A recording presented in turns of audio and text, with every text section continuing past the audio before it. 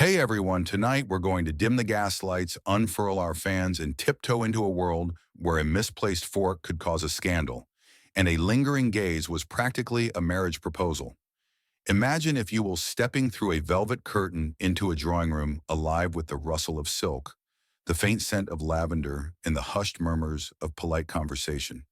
You're there poised on the threshold, acutely aware that every gesture, every word, every subtle shift of your posture is being silently, meticulously judged.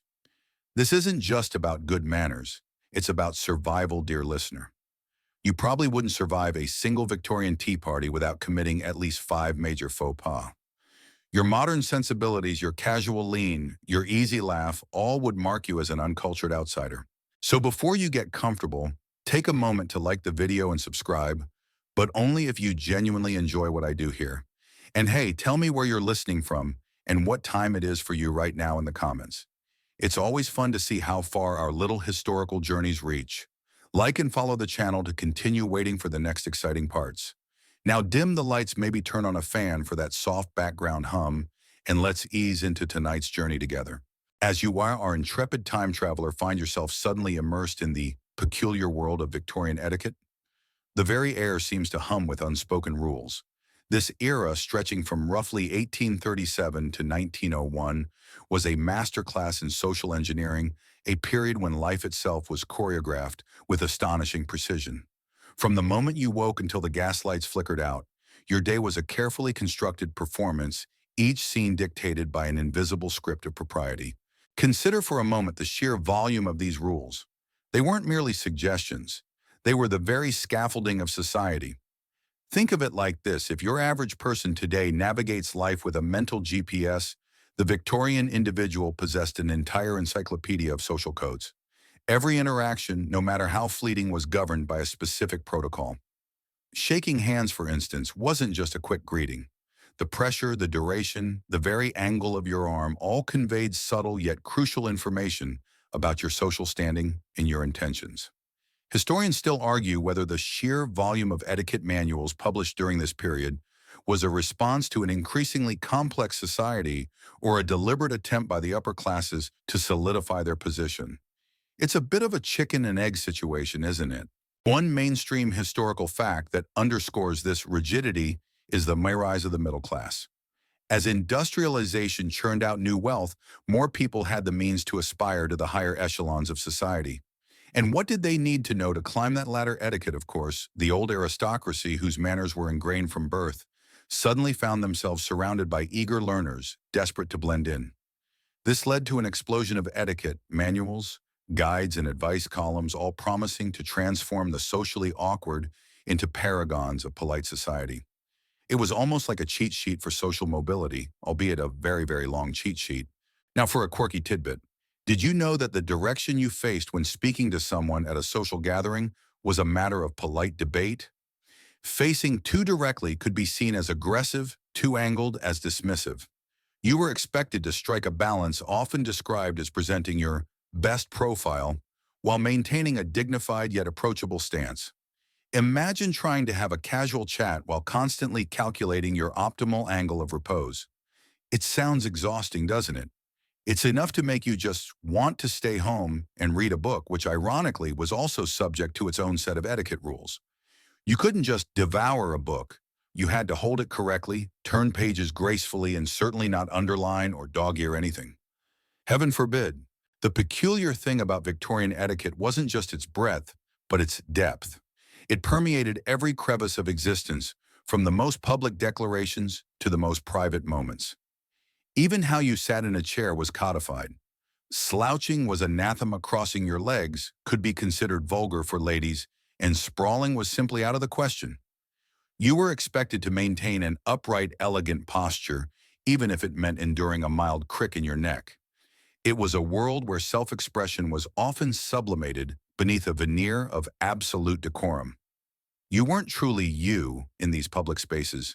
You were a finely tuned instrument playing a part in the grand symphony of Victorian society. This rigorous adherence wasn't just about showing respect for others. It was a constant performance of one's own respectability, a visual testament to your moral fiber and your understanding of the unwritten contract of polite society. The pressure must have been immense, a constant tightrope walk across a chasm of potential social missteps. As you, our diligent student of social choreography, move deeper into this fascinating era, you begin to grasp just how pervasive the all-seeing eye of etiquette truly was. It wasn't merely about knowing which fork to use.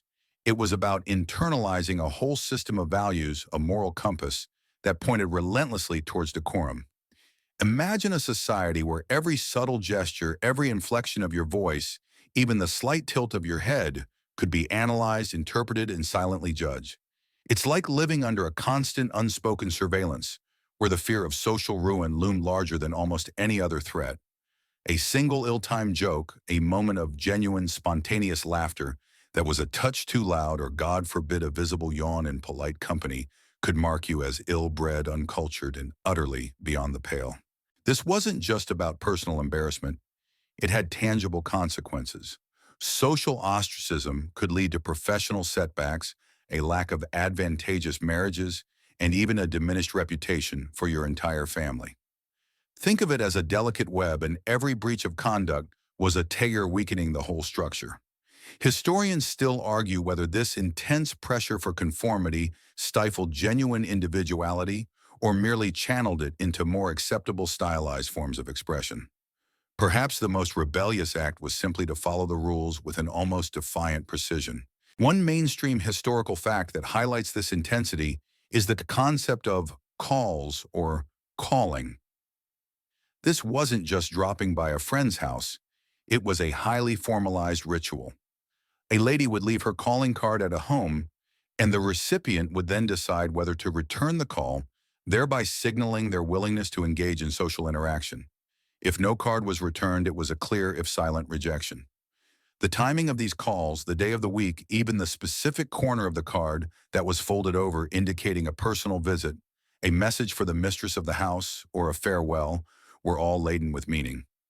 It was a silent conversation, a coded language of social acceptance or polite dismissal. You might think, well, that's just a bit stuffy, but imagine the anxiety of waiting to see if your call was returned, knowing your social standing hung in the balance. For a quirky or fringe tidbit, consider the etiquette of eye contact. While today we're often taught to maintain good eye contact to show sincerity in Victorian society, too much direct eye contact, especially between unmarried men and women, could be considered highly improper, even suggestive. A lady was expected to maintain a demure gaze, perhaps glancing briefly before looking away, especially if in the presence of a gentleman she barely knew. A sustained stare could be interpreted as an aggressive challenge, or worse, an inappropriate romantic overture. It was a subtle dance of glances, averted eyes, and quick surveys, like trying to communicate entirely through a series of blinks and blushes. It's enough to make you wonder how anyone ever managed to convey genuine interest without causing a minor scandal. You certainly couldn't just stare someone down in a debate, even if you were winning. The pressure to conform extended even to one's inner world, or at least the outward manifestation of it. Emotions were to be strictly controlled, especially in public. Laughter was to be gentle, and subdued tears rarely seen. Displays of anger were practically unthinkable, save for perhaps the most extreme circumstances, and even then often conveyed through subtle cues rather than outright confrontation. It was about maintaining a placid, unruffled exterior, a sort of emotional iron mask that rarely slipped. Imagine having to maintain that level of composure during a particularly awkward family dinner, or when you've just stubbed your toe on the leg of a mahogany table. It required an almost superhuman level of self-discipline. Every aspect of life, from selecting an outfit, the color, the fabric, the cut, all spoke volumes to ordering a meal in a restaurant. What was appropriate to eat in public, how quickly to eat, it was under this invisible microscope. There were guides on how to walk, how to sit, how to stand, even how to ascend and descend stairs without appearing ungainly.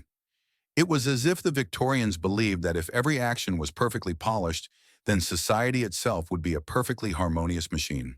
The underlying belief was that good breeding manifested itself not just in grand gestures, but in the countless small decisions that made up daily life. It wasn't enough to simply be respectable. You had to appear respectable at all times to project an unblemished image of propriety to the world. It's a bit like living life as a perpetual audition for the lead role in a very demanding play, where the critics were everyone you met. Now that you've had a glimpse of the ever-present scrutiny, let's delve into the very first hurdle you'd face in Victorian society.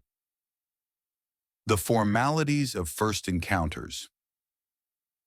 Forget your modern-day, casual, "Hey, what's up?" or a quick nod across a room. In this era, an introduction wasn't a mere formality. It was a carefully orchestrated ritual, a delicate dance of social validation that could either open doors or slam them shut in your face. The stakes were incredibly high, as an improper introduction could not only reflect poorly on you, but also on the person who dared to introduce you. It was a social minefield, and you needed a map, or at least a very well-trained guide. The cardinal rule, a mainstream historical fact you absolutely had to internalize, was that a gentleman could always be introduced to a lady, but a lady could never be introduced to a gentleman unless she explicitly permitted it. This wasn't some minor detail, it was foundational. The power dynamic here was fascinating. While men largely held economic and political power, women held considerable sway over the social sphere. A lady's permission was paramount because it implicitly gave her stamp of approval on the gentleman's character. Imagine a young man eager to make an impression. He couldn't just walk up to a lady and start chatting. He needed an intermediary, someone of good standing, who could vouch for him, and even then the lady had the final say. It made networking a rather elaborate affair, didn't it? It's enough to make you long for the simplicity of a LinkedIn connection request. For a quirky tidbit, consider the Iora cut direct. This was perhaps the most brutal form of social rejection, an outright refusal to acknowledge someone's presence, often delivered with a stony gaze or a deliberate turning away. If you found yourself on the receiving end of a cut direct, it meant you were beyond the pale, deemed unworthy of even a moment of recognition. It was a public shaming, a declaration of your social nullification. Historians still argue whether the cut direct was a sign of extreme social rigidity or a necessary tool for maintaining moral boundaries in a rapidly changing society. It certainly put a lot of pressure on you to stay on everyone's good side, knowing that such a devastating snub was always a possibility. So how did one navigate this treacherous landscape? The most common method was through a mutual acquaintance. This person, acting as the social bridge, would approach the lady first, discreetly asking if she wished to be introduced to the gentleman. If she assented, the introduction would proceed with the gentleman always being presented to the lady, Miss Lady's last name. May I present Mr. Gentleman's last name? Notice the specific phrasing. The lady was always the primary focus, the one receiving the introduction. You as the gentleman would then offer a slight bow and the lady a subtle curtsy or nod. Any other form of greeting was simply out of the question. You wouldn't extend your hand unless the lady offered hers first, and even then, a delicate touch was preferred over a firm shake. The location of an introduction also mattered immensely. Introductions made at a ball were less binding than those made in a private home. A ball, being a public event, offered a certain fluidity, allowing for more casual acquaintance. However, an introduction within the intimate setting of a drawing room implied a higher degree of social endorsement, suggesting that the introduced parties were now considered properly acquainted and could continue to interact. It was a subtle hierarchy of connection, a gradient of social acceptance. What if there was no mutual acquaintance? Well, then you were largely out of luck. Striking up a conversation with a stranger, especially a stranger of the opposite sex, was considered highly improper. It was a world where spontaneity was often sacrificed at the altar of decorum. Imagine being at a crowded event, seeing someone you genuinely wanted to speak with, but being utterly unable to initiate contact without risking a social gaffe. You might have to resort to elaborate maneuvers, hoping for a chance encounter with a mutual friend, or perhaps sending an intermediary with a message. It makes you appreciate the ease of online dating, where a simple swipe can bridge the gap. Even after a proper introduction, the conversation itself was fraught with rules. You couldn't immediately launch into personal topics or overly familiar banter. Initial conversation was to be light, general, and polite, focusing on neutral subjects like the weather, the event you were attending, or perhaps a recent public concert. It was a testing of the waters, a gentle probing for common ground, all while maintaining an air of detached cordiality. The goal was to establish a foundation of polite acquaintance, not to forge an immediate deep connection. You were in essence performing a meticulously rehearsed play, and every line had to be perfect. Having successfully navigated the perilous waters of an initial introduction, you'd next encounter the subtle yet powerful realm of calling cards and social warfare. These small, stiff pieces of pasteboard, typically about 2 by 3 inches, were far more than mere contact information. They were weapons in the ongoing social skirmish of Victorian life. Every crease, every corner, every name scribbled or not scribbled on a card carried a weight of meaning, broadcasting your intentions, your social standing, and your adherence to the unwritten rules of the elite. To fumble with a calling card was to risk a catastrophic social misstep. A mainstream historical fact about calling cards is their ubiquitous use in all forms of social interaction. From paying visits to expressing condolences, announcing engagements, or even inquiring after someone's health, the calling card was the primary medium of communication for formal society. There were specific card cases, often exquisitely ornate, made of silver mother of pearl or ivory that gentlemen carried in their breast pockets and ladies in their reticules. It was simply unthinkable to arrive anywhere without a pristine stack of your cards ready for deployment. Imagine trying to conduct all your social business today solely through physical business cards, and you begin to grasp the sheer logistics involved. For a quirky tidbit, consider the practice of turning down a corner of the card. This wasn't merely decorative, it was a coded message system. If you folded down the upper right corner, it indicated a personal visit, often referred to as PFO, pour féliciter des offres, to offer congratulations. Folding the upper left corner might mean PPC, pour prendre congé, to take leave used when departing on a journey. The lower right corner signified PF, pour féliciter, to offer congratulations, while the lower left was for PC, pour condoléances, to offer condolences. Historians still argue whether these intricate codes were genuinely understood by everyone, or if they were primarily a tool for the highly educated elite to distinguish themselves. Regardless, failing to fold a card correctly or not at all could lead to your message being entirely misinterpreted or worse, seen as a grave sign of ignorance. It's enough to make you think twice about sending a quick emoji today, isn't it?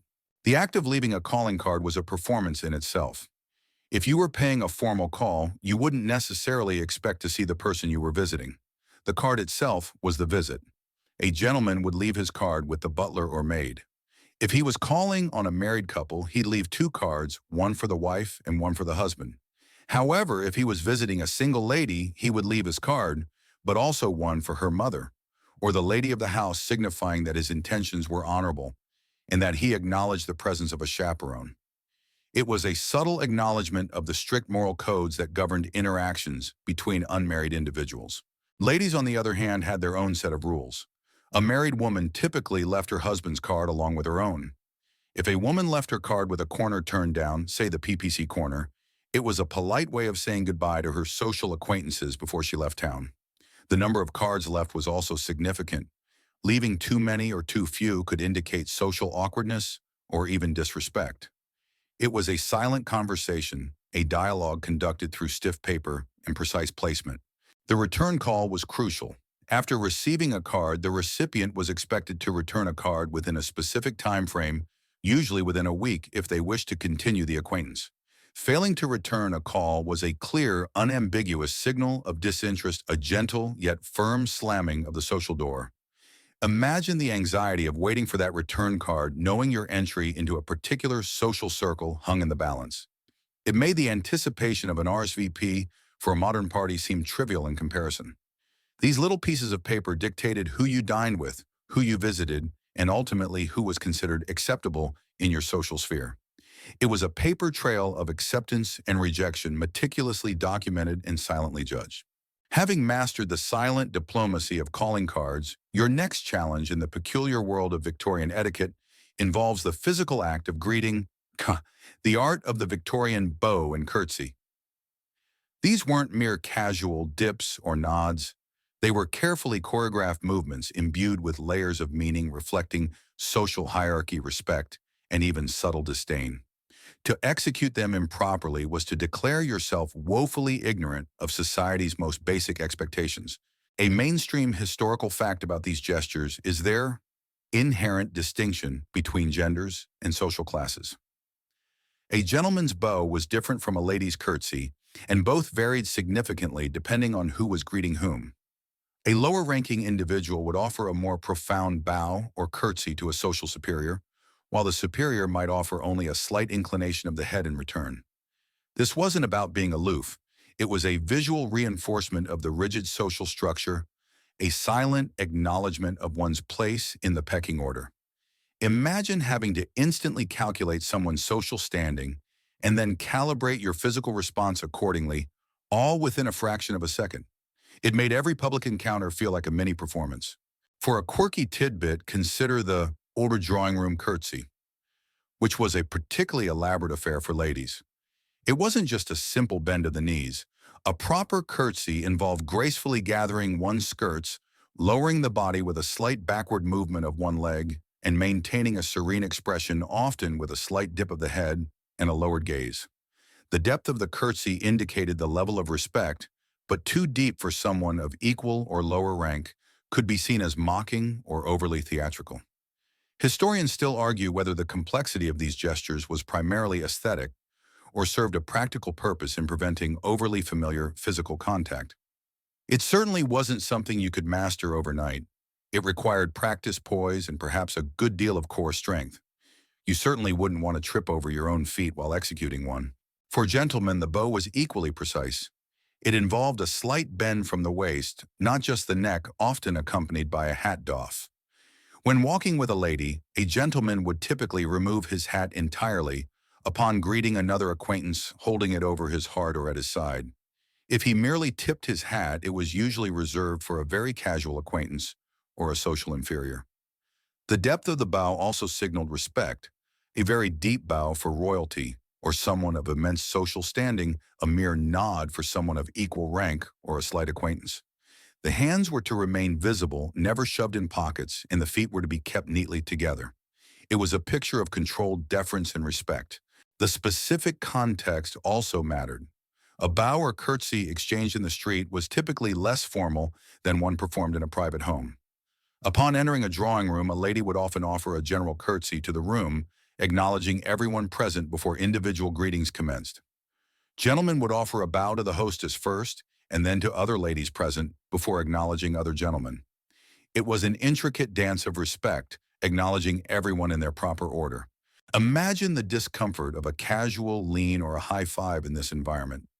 Such spontaneous gestures would be met with silent horror, a collective gasp that resonated through the fabric of polite society. The bow and curtsy were guardians of personal space and social boundaries, ensuring that interactions remained formal and dignified. They were a physical manifestation of the emotional restraint so prized by the Victorians. You couldn't just blurt out whatever was on your mind, and you certainly couldn't just saunter into a room without acknowledging its occupants with the appropriate deference. It was a constant reminder that you were part of a larger, highly structured social order, and your body, like your words, had to conform. It's almost enough to make you miss the simple awkwardness of trying to figure out if someone is a hugger or a handshaker. With the intricacies of greetings now firmly, if somewhat stiffly, within your grasp, prepare to enter perhaps the most formidable arena of Victorian etiquette, the dinner party. Specifically, we're diving into dinner party decorum table setting. This wasn't merely about arranging forks and spoons. It was an elaborate art form, a meticulously planned landscape that spoke volumes about the host's social standing, attention to detail, and knowledge of the bewilderingly complex rules. A single misplaced utensil, an unpolished piece of silver, or an incorrectly folded napkin could cast a pall over the entire evening. A mainstream historical fact about Victorian table settings is the proliferation of specialized cutlery and glassware. As dining became increasingly refined, so did the tools used to consume food. No longer was a simple knife and fork sufficient. You would encounter fish knives and forks, dessert forks, oyster forks, butter knives, soup spoons, teaspoons, coffee spoons, and even ice cream spoons. Each had its designated place, its specific purpose. This wasn't just about utility. It was a display of wealth and sophistication, demonstrating that the host could afford and knew how to properly employ such an extensive array of implements. Imagine needing a cheat sheet just to figure out which piece of silver to pick up first. It's enough to make you long for the simplicity of a single spork. For a quirky tidbit, consider the placement of the dessert fork and spoon. Unlike today, where these might be brought out with the dessert course in formal Victorian settings, they were often placed above the main plate from the very beginning of the meal, ready to be pulled down when the sweet course arrived. This seemingly small detail was a clear indicator of a properly set table. Historians still argue whether this specific placement was purely for convenience or if it held some deeper symbolic meaning related to the progression of the meal. Imagine the slight panic if you accidentally used your dessert fork for your main course. The silent judgment would be palpable, a culinary faux pas of epic proportions. Let's break down the typical Victorian place setting, moving from the outside in as the rule dictated. To the left of the main plate, you would find the forks arranged in the order of their use from the outside towards the plate. So an oyster fork, if oysters were being served as a first course, would be outermost, followed by the fish fork, and then the main course fork. Each fork was placed tines up a subtle detail that distinguished a properly laid table. To the right of the main plate sat the knives and spoons. The knives with their blades facing the plate followed a similar outside-in rule soup spoon, outermost, then the fish knife, and finally the main course knife. Glasses were arranged above and to the right of the plate, often in a specific order: water glass closest, followed by wine glasses for white, then red, and sometimes a champagne flute. The sheer number of glasses could be daunting, a glittering armada ready for deployment. The napkin, often intricately folded into a fan, a bishop's hat, or even an elaborate animal shape, would sit on the plate or to the left of the forks. The bread plate, small and unassuming, was placed above the forks to the left. Salt and pepper cellars, often individual for each guest or shared between two, would be placed within easy reach. And then, of course, there were the myriad accessories, carving sets, sauce boats, individual butter pats, and possibly even finger bowls filled with scented water towards the end of the meal. The overall impression was one of ordered abundance, a visual feast before the actual food even arrived. Hosts would spend hours ensuring every detail was perfect, from the freshness of the flowers in the centerpiece to the impeccable shine on every piece of silver. The table wasn't just a place to eat, it was a canvas for demonstrating one's mastery of social conventions, a tangible manifestation of good breeding and prosperity. Any deviation from these unwritten yet fiercely enforced rules was an immediate red flag. It made a simple meal feel like a highly choreographed performance where even the inanimate objects played a crucial role in the grand spectacle of Victorian social life. You certainly couldn't just throw down some paper plates and plastic forks without causing a full-blown crisis. Having successfully navigated the dazzling array of cutlery and glassware, you now face the ultimate test of Victorian social grace: dining do's and don'ts.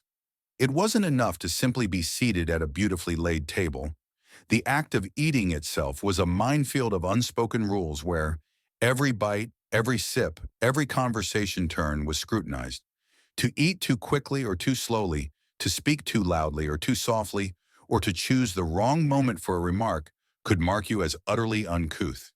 The very act of nourishing oneself became a public performance of propriety. A mainstream historical fact that highlights this rigidity is the strict adherence to the hands above the table rule.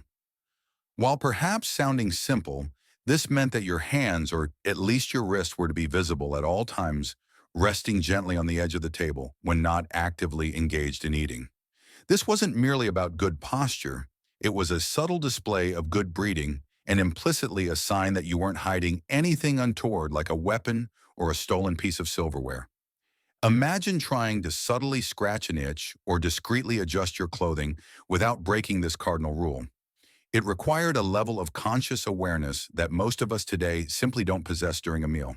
For a quirky tidbit, consider the etiquette of the pea. Peas were a notorious challenge for Victorian diners.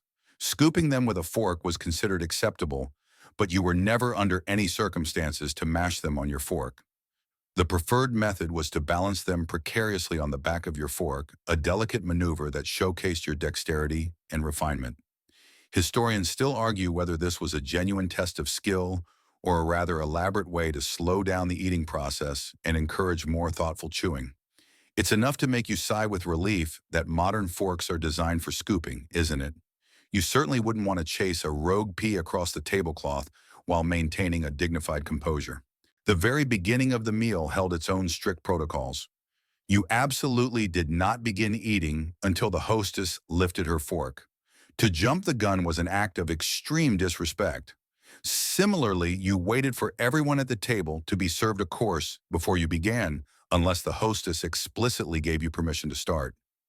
This fostered a sense of collective dining, where the pace was set by the most senior lady present. Conversation at the table was another highly regulated affair. Topics were to be light, general, and agreeable. Avoidance of politics, religion, personal ailments, and anything that could be considered controversial or morbid was paramount. You were expected to engage in polite chit-chat, moving gracefully from one subject to another, ensuring that everyone felt included. Speaking over others was unforgivable, and interrupting was practically a capital offense. If you needed to address someone across the table, you might subtly catch their eye or wait for a lull in the conversation.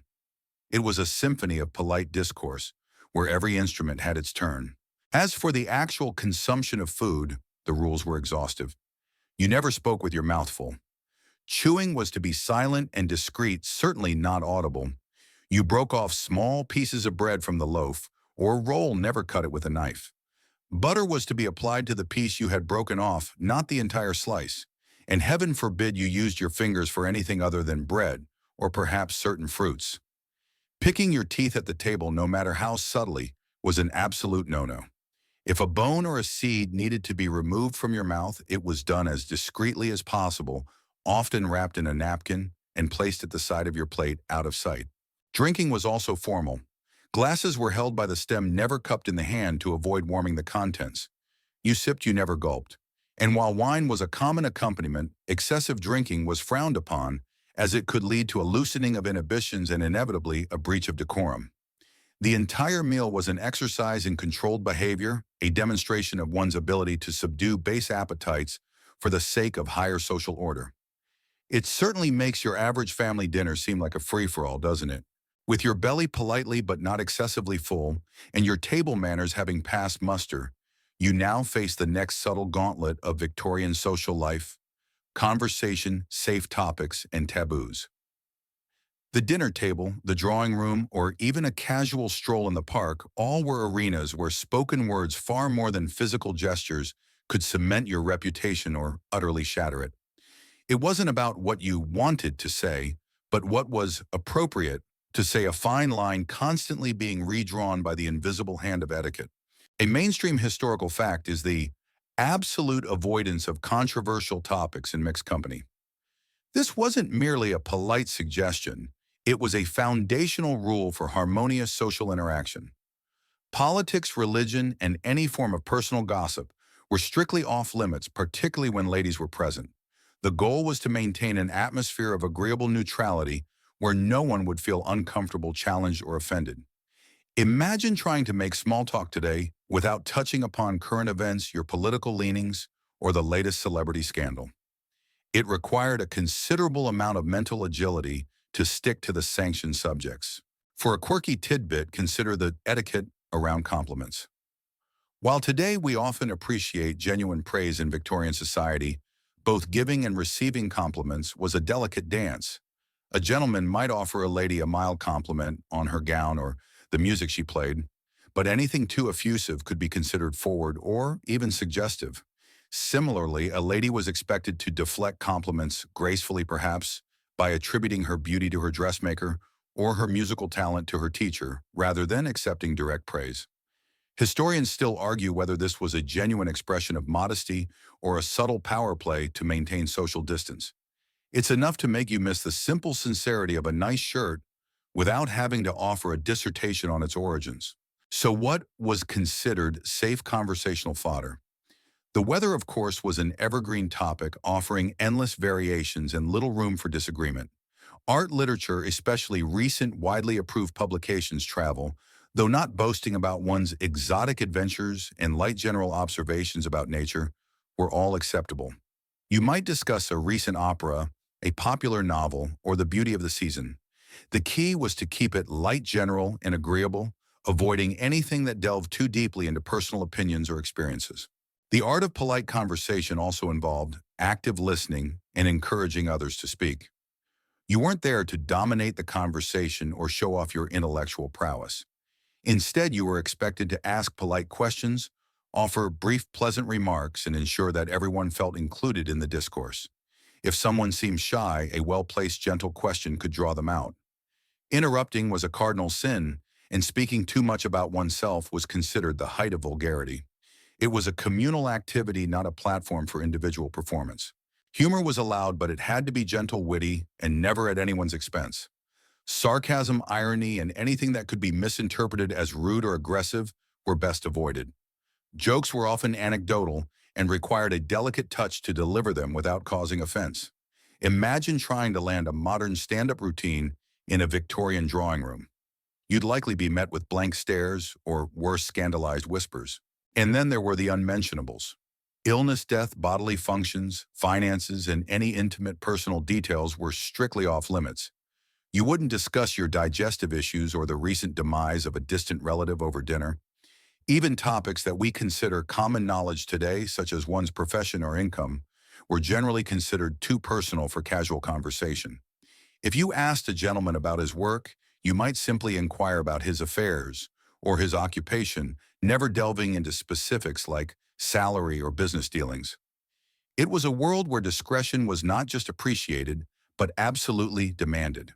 The goal was to present a polished, agreeable surface, revealing as little of the messy, unpredictable realities of life as possible. It certainly made for less dramatic dinner parties, but perhaps more peaceful ones. With your conversational skills finely tuned to the acceptable frequencies, you now turn your attention to a subtle yet incredibly potent form of communication, particularly for ladies: the language of the fan. In a society where overt expression was frowned upon and direct conversation between sexes was often limited, the fan became an invaluable tool for conveying messages, flirting discreetly, or even signaling disinterest, all without uttering a single word. It was a silent symphony of gestures, a secret code understood by those in the know. A mainstream historical fact is that fans were an indispensable accessory for Victorian ladies, carried everywhere from formal balls to casual afternoon calls. They were not merely for cooling oneself, they were extensions of a lady's personality, and more importantly, her means of communication. Made from delicate materials like silk, lace, or feathers, and often intricately painted, a fan could be a significant investment reflecting the owner's status and taste. Imagine the pressure of ensuring your fan was always at hand and that you knew how to wield it like a seasoned diplomat. It made every social gathering feel like a silent espionage mission. For a quirky tidbit, consider the slow fan versus the fast fan. A fan held open and slowly waved back and forth could signify a general friendly interest or a desire for conversation.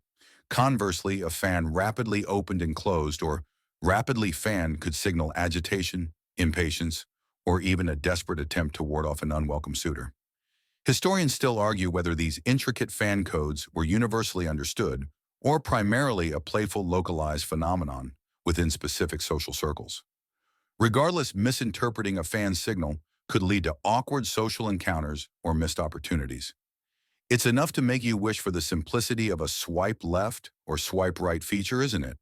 You certainly couldn't just absent-mindedly flutter your fan without sending a barrage of unintended messages. Let's decode some of the more commonly cited fan gestures. Holding a fan open and close to your face could indicate shyness or a desire to hide emotion. Placing it over your heart might signal affection or deep feeling. If a lady held her fan open, pointing it towards a gentleman, it could be a subtle invitation for him to approach or engage in conversation. If she closed it abruptly and held it tightly, it was a clear sign of displeasure or a desire for him to retreat. The way a fan was held could also convey meaning. A fan held loosely and dropped implied indifference or boredom. A fan tapped gently against the chin might suggest contemplation or curiosity. Tapping a fan against your cheek could mean, "I like you," while tapping it against your lips could be a more daring, "kiss me." The delicate movement of revealing or concealing one's face behind the fan offered a playful element to social interactions, creating a sense of mystery and allure. Imagine a crowded ballroom, the air thick with music and hushed chatter. A young lady catches the eye of a gentleman across the room. She subtly opens her fan, perhaps revealing just enough of her face to entice, then slowly closes it, suggesting a fleeting glimpse, a hint of what might be. The gentleman, if he was astute, would understand this as an invitation to approach or at least to offer a polite greeting. This silent communication allowed for a layer of plausible deniability. If the advance was unwelcome, the fan could simply remain closed, leaving the gentleman to wonder if he had imagined the signal. The language of the fan was particularly useful in courtship, allowing young lovers to exchange messages under the watchful eyes of chaperones. A quick flutter, a specific opening, a deliberate placement, each could convey sentiments that could not be openly spoken. It was a testament to the ingenuity born out of restriction, a creative solution to the rigid social boundaries that defined Victorian society. It reminds you that even in the most formal settings, human desire for connection finds a way to express itself even if it has to whisper through the rustle of a silk fan.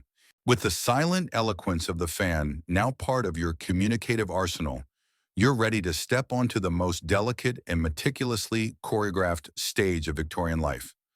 Courtship from glances to proposals. This was no casual dating scene. It was a highly ritualized dance, a prolonged and public performance with very real life-altering consequences. Every step, every interaction was fraught with unspoken rules designed to protect reputations, secure advantageous alliances, and ultimately lead to a proper, respectable marriage. A mainstream historical fact about Victorian courtship is the absolute necessity of chaperones. For an unmarried lady, being alone with a gentleman, even in a private setting, was an unthinkable breach of decorum that could severely damage her reputation. Whether at a ball, a walk in the park, or a visit to an art gallery, a chaperone, typically an older married woman or a trusted family member, was always present, a silent sentinel ensuring propriety. This meant that any romantic interaction often had to occur through veiled glances, hushed whispers, or the subtle language of the fan we just discussed. Imagine trying to get to know someone intimately when there's always a watchful eye, like trying to have a private conversation in a crowded elevator. For a quirky tidbit, consider the one language of flowers, which became a popular, albeit sometimes ambiguous method of conveying affection or rejection during courtship. A gentleman might send a lady a bouquet where each flower had a specific meaning: a red rose for passionate love, a lily for purity, a yellow rose for friendship, or, confusingly, sometimes jealousy. The way the flowers were presented, even the direction they faced, could add layers of meaning. Historians still argue whether this floral code was genuinely decipherable by all, or if it often led to delightful or disastrous misunderstandings, a sort of pre-texting emoji system. You can imagine the social blunders if someone accidentally sent a bouquet of marigolds grief to their beloved. The initial stages of courtship were incredibly subtle. It might begin with a series of prolonged but not staring glances across a ballroom, a subtle smile, or perhaps a gentleman finding repeated opportunities to be in the same social circles as the lady he admired. Introductions, as we've learned, were paramount. Once properly introduced, a gentleman might request permission to call upon a lady at her home. These calls were brief formal affairs conducted in the drawing room, with the chaperone ever present. The conversation remained light, focusing on general topics, allowing both parties to gauge each other's character and social graces without delving into anything too personal. As interest deepened, the gentleman might be permitted to visit more frequently or to accompany the lady on chaperoned outings, to concerts, lectures, or strolls in the park.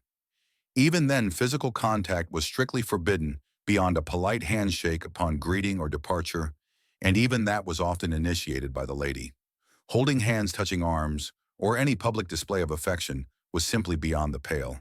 The decision to move towards a more serious attachment was often initiated by the gentleman, who might, after several weeks or months of calling, seek a private audience with the lady's father or guardian.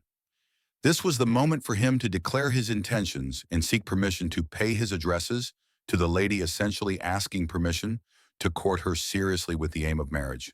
This step was crucial as it formally announced his serious intentions and protected the lady's reputation. To bypass this step would imply dishonorable intentions. If the father granted permission, the gentleman would then formally propose to the lady. This proposal was a significant moment, often delivered in a formal, respectful manner, expressing his admiration and desire for her hand in marriage.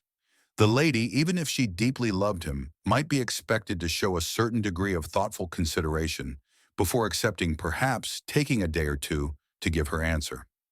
An immediate effusive acceptance could be seen as unladylike eagerness.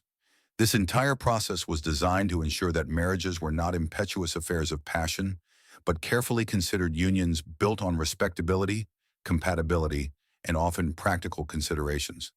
It made reality TV dating shows look like spontaneous bursts of anarchy. Having successfully navigated the delicate dance of glances and formal calls, and with a proposal now hopefully accepted, you arrive at the next critical juncture in the Victorian journey to matrimony, the strict rules of engagement. This wasn't merely a private agreement between two individuals. It was a public declaration, a formal contract with deeply ingrained social implications. An engagement was almost as binding as marriage itself, and any breach carried immense social stigma and potentially severe legal repercussions. A mainstream historical fact about Victorian engagements is their semi-public nature and the exchange of tokens. Once a proposal was accepted, it was often formally announced first to close family, then to wider social circles, often through newspaper announcements or carefully crafted letters. The gentleman would present the lady with an engagement ring, typically a simple band, often with a single stone like a diamond or a sapphire. The lady in turn might give the gentleman a small gift such as a watch chain or a signet ring, though this was less formalized. This exchange symbolized a binding commitment, a public promise of future union. Imagine the pressure of knowing your engagement was headline news scrutinized by everyone you knew. For a quirky tidbit, consider the fekikonator breaking of an engagement. While highly frowned upon, it did happen. If the gentleman broke the engagement without just cause, he could face a breach of promise lawsuit, which could be financially devastating and socially ruinous. If the lady broke it, especially without a compelling reason, such as discovering the gentleman had a secret family or was a notorious gambler, she faced severe social ostracism and often had to return all gifts received. Historians still argue whether these breach of promise lawsuits were primarily about protecting a woman's honor or simply a way for families to recoup potential financial losses from a broken match. It's enough to make you think a no-fault breakup today is a veritable luxury. You certainly couldn't just change your mind on a whim without facing serious consequences. The period of engagement was a time of heightened scrutiny for the couple. While they were now officially betrothed, the strict rules of chaperonage remained largely in place, though perhaps with a slight loosening. They might be permitted to spend more time together, but always under the watchful eye of a third party. Public displays of affection were still strictly forbidden. The engagement period was seen as a time for the couple to deepen their acquaintance, to discuss future plans, and to ensure their compatibility, all within the bounds of propriety. It was a test of their suitability for married life, observed by the entire community. One of the key aspects of the engagement was the preparation for the wedding and the establishment of a new household. The families would begin to discuss dowry settlements and the practicalities of setting up a new home. The lady and her mother would begin assembling her trousseau, her collection of clothes, linens, and personal items for married life. The gentleman would ensure his financial affairs were in order to support his future wife. This period was far from a relaxed prelude to marriage. It was a bustling time of intense planning and negotiation, ensuring that the new union would start on a solid, respectable footing. Even the length of an engagement had unspoken rules. While there was no hard and fast law, an overly long engagement, many years, could suggest a lack of commitment or financial instability, while an overly short one, a few weeks, might suggest impropriety or an ill-considered match. The ideal was generally a few months to a year, allowing enough time for preparations without undue delay. It was a careful balance between practicality and appearances. The engagement ring itself had its own etiquette. While diamonds became increasingly popular, simple gold bands or rings with other precious stones were also common. The ring was to be worn on the fourth finger of the left hand, and removing it, especially in public, was a grave offense, signaling a broken engagement or a deeply troubled relationship. It was a visible symbol of commitment, a constant reminder to the wearer and to society of the impending union. This entire period from the public announcement to the daily wearing of the ring reinforced the idea that marriage was not just a personal choice, but a significant societal event binding two families and affirming the established order. With the engagement period meticulously observed, you finally arrive at the pinnacle of Victorian social performance. Wedding woes and etiquette. Far from being a simple celebration of love, a Victorian wedding was a grand, often extravagant public affirmation of social standing, family alliances, and the proper observance of tradition. Every detail from the bride's gown to the seating arrangements was laden with meaning and subject to an astonishing array of rules and superstitions. A mainstream historical fact is the overwhelming influence of Queen Victoria herself on wedding traditions. Her choice to wear a white wedding dress in 1840, a radical departure from the colored gowns previously favored, popularized the white wedding dress that remains iconic today. Before Victoria, brides often wore their best dress regardless of color. Her wedding also cemented the fashion for orange blossoms as bridal adornment, symbolizing fertility and purity. Imagine the power of a single royal choice to reshape centuries of tradition almost overnight. It's a testament to the monarch's influence on even the most personal aspects of life. For a quirky tidbit, consider the fear of seeing the bride before the ceremony. While often attributed to modern superstition, this belief had strong Victorian roots connected to a blend of folklore and etiquette. It was believed to bring bad luck if the groom saw the bride in her wedding dress before she walked down the aisle. This led to elaborate maneuvers to keep the couple separate on the wedding day, often involving the bride dressing at a different location or being completely veiled until the last moment. Historians still argue whether this was purely superstitious or if it also served to heighten the dramatic reveal and reinforce the idea of the bride as a pristine, unveiled vision at the altar. It's enough to make you wonder how they managed to coordinate any last-minute details without a sneaky peek. You certainly couldn't just casually bump into your betrothed in the hallway before the ceremony. The wedding invitations themselves were a matter of strict etiquette. They were typically engraved on heavy white cardstock, often with black ink, and sent out several weeks in advance.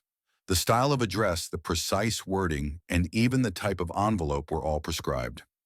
RSVP cards were a necessity, allowing the host to manage numbers and avoid embarrassing last-minute changes. The bridal trousseau accumulated during the engagement was a source of pride and often displayed to close friends and family before the wedding. It showcased the bride's family's wealth and the quality of items she was bringing into her new home. The wedding cake, too, was a grand affair, often multi-tiered and elaborately decorated, symbolizing prosperity and fertility. Pieces of cake were often sent to those who could not attend, wrapped in little boxes, further extending the celebration and sharing the good fortune. The ceremony itself was solemn and formal, typically taking place in a church. The procession involved the bride being escorted by her father, often with bridesmaids and pages. The seating arrangements were highly formalized, with the bride's family seated on one side of the aisle and the groom's on the other. During the service, the couple maintained a dignified composure, with public displays of emotion kept to a minimum. The exchange of rings and vows was serious business, marking a sacred and legally binding commitment. After the ceremony, there was usually a wedding breakfast, often a luncheon, regardless of the time of day, for close family and friends. This was followed by a reception, which could range from a small gathering to a large ball depending on the family's status and resources. At the reception, toasts were given and the newlyweds would cut the first slice of cake. The departure of the bride and groom was also ritualized, often involving a change of clothes for the bride into her going-away dress and a departure in a carriage decorated with ribbons and flowers. The honeymoon, though often short and modest by modern standards, was the couple's first opportunity for unchaperoned intimacy, a brief respite from the relentless gaze of society. It truly was a grand production, with every act and scene carefully directed. Having celebrated the joining of two families, you now pivot to a somber, yet equally ritualized aspect of Victorian life: mourning customs, Black and beyond. Death in the Victorian era wasn't just a personal tragedy, it was a deeply public affair, with a rigid and prolonged set of protocols designed to demonstrate grief, respect for the deceased, and adherence to societal expectations. To deviate from these mourning rules was to invite censure and suspicion, A mainstream historical fact is the prolonged and highly specific nature of mourning periods, particularly for widows. A widow was expected to observe deep mourning for a full year and a day wearing only dull black crepe fabric, often with a veil. This was followed by a period of second mourning, 9 months, where slightly less restrictive black fabrics or dull colors like gray or lavender could be introduced. Finally, half mourning, 3 to 6 months, allowed for more color, though still subdued. This extreme period of public grief was popularized by Queen Victoria herself, who famously mourned Prince Albert for the rest of her life, setting an unparalleled example for her subjects. Imagine a year or even more of your life dictated entirely by your clothing and social restrictions. It makes casual Fridays seem like a rebellious act. For a quirky tidbit, consider the wearing of mourning jewelry. Often made of jet, a deep black fossilized wood onyx, or even woven from the hair of the deceased, these pieces were a common way to carry a token of the lost loved one. Brooches, lockets, and rings adorned with images of urns, weeping willows, or even miniature portraits of the deceased were popular. Historians still argue whether the widespread adoption of hair jewelry was a genuine expression of sentimentality or a somewhat morbid fashion trend fueled by the era's fascination with death. It's enough to send a shiver down your spine thinking about wearing a piece of a loved one's actual hair. You certainly wouldn't expect to see such adornments at a modern funeral. The rules extended beyond clothing. During deep mourning, social engagements were almost entirely suspended. No balls, no parties, no theaters. Visits were limited to close family and very intimate friends, and even then were typically brief and solemn. Letters were written on black-bordered stationery, and calling cards were also edged in black. The home itself might be draped in black crepe curtains, drawn to signify the household's sorrow. For men, the mourning period was typically shorter and less restrictive, reflecting their continued need to engage in public life and business. They would wear black suits, black armbands, and black ties, often for 6 months to a year, but were not expected to cease all social or professional activities. This double standard reflected the prevailing belief that women were the primary keepers of emotional and social propriety, while men were the drivers of economic progress. The etiquette surrounding the actual funeral was also precise. Funerals were generally simple and somber affairs, often held in the home of the deceased or a church, followed by burial in a cemetery. Elaborate displays of grief were generally frowned upon. A dignified, quiet sorrow was preferred. Attendees were expected to wear dark, subdued clothing. There was a specific order for mourners in the funeral procession, reflecting their relationship to the deceased. Following the burial, a wake or reception was sometimes held, but it too maintained a solemn tone. The strictures of mourning were not just about personal grief. They served a crucial social function. They provided a public framework for expressing sorrow, offering a clear signal to others about one's emotional state, and importantly, one's respect for the deceased and their family. It allowed society to collectively acknowledge loss and provided a period of retreat for the bereaved. While incredibly restrictive by today's standards, it was seen as a necessary ritual, a way to process grief within a highly structured environment. It makes you realize how much more fluid and individual our expressions of grief are today, for better or worse. Having traversed the solemn landscape of mourning, you now return to the more convivial yet equally rigid sphere of social interaction. Visiting etiquette, the social call. In Victorian society, the call was the cornerstone of social life, a highly formalized system for maintaining acquaintances, introducing new members to society, and reinforcing one's place within the delicate web of social connections. This was far from a casual drop-in. It was a ritual with precise timings, durations, and unspoken rules. A mainstream historical fact about social calls is the designated at-home days and hours observed by hostesses. A lady of the house would typically designate 1 or 2 specific days a week in a set period of hours, for instance, Tuesdays from 3 p.m. to 5 p.m., during which she would be available to receive visitors. These hours would often be printed on her calling card, signaling her availability. To call outside of these hours was a grave breach of etiquette, suggesting either ignorance or an unwarranted familiarity. Imagine having to coordinate all your social visits around such fixed appointments like a doctor's office, but for friendship. It certainly made spontaneity a non-starter. For a quirky tidbit, consider the brief duration of formal calls. A formal call was typically expected to last no more than 15 to 20 minutes, and certainly no longer than half an hour. Lingering beyond this implied a lack of other engagements, or worse, an attempt to monopolize the hostess's time. A gentleman might even consult his pocket watch discreetly to ensure he didn't overstay his welcome. Historians still argue whether this brevity was purely a function of busy social schedules or if it was designed to prevent any too intimate conversation from developing. It's enough to make you think a modern hour-long coffee date is practically an overnight stay. You certainly couldn't settle in for a long gossip session without raising eyebrows. When making a social call, you as the visitor would present your calling card as discussed previously, with appropriate folds to the servant who answered the door. If the hostess was at home, you would be ushered into the drawing room. Upon entering, the lady would make her curtsy to the hostess and the gentleman his bow. Initial conversation would be light and general, adhering to the rules of safe topics. You would engage in polite chit-chat, perhaps commenting on the weather, a recent social event, or a new piece of literature. The conversation was designed to be pleasant and superficial, not deeply probing.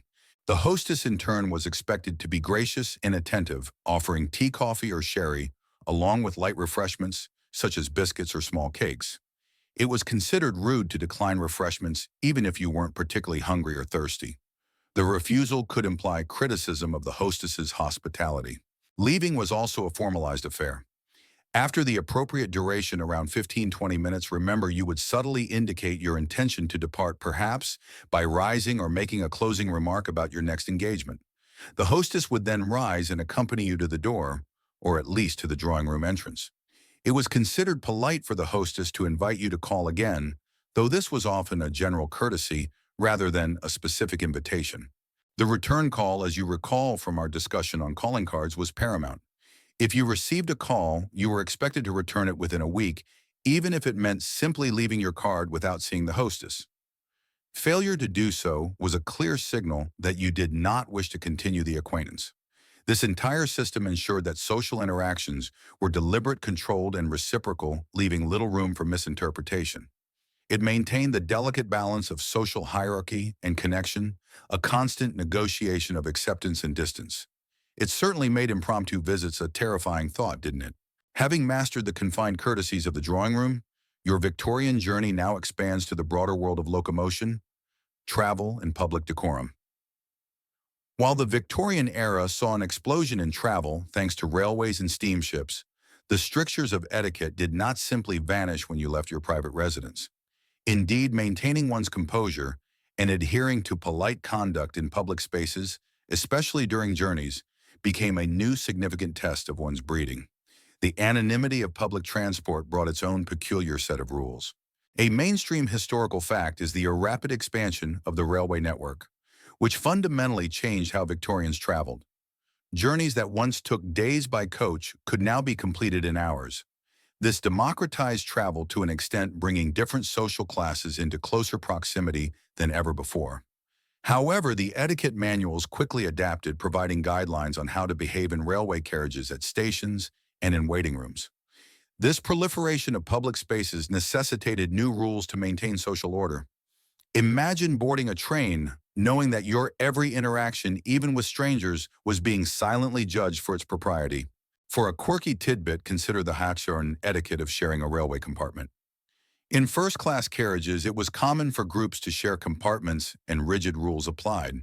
You were not to stare at fellow passengers, especially ladies. Conversation was to be polite and general, avoiding anything personal. Eating was often discouraged, or at least done with extreme discretion. And perhaps most importantly, you were not to intrude on others' space or privacy. Historians still argue whether the invention of the ladies' compartment was purely for safety or also a way to preserve the rigorous social segregation expected in mixed company.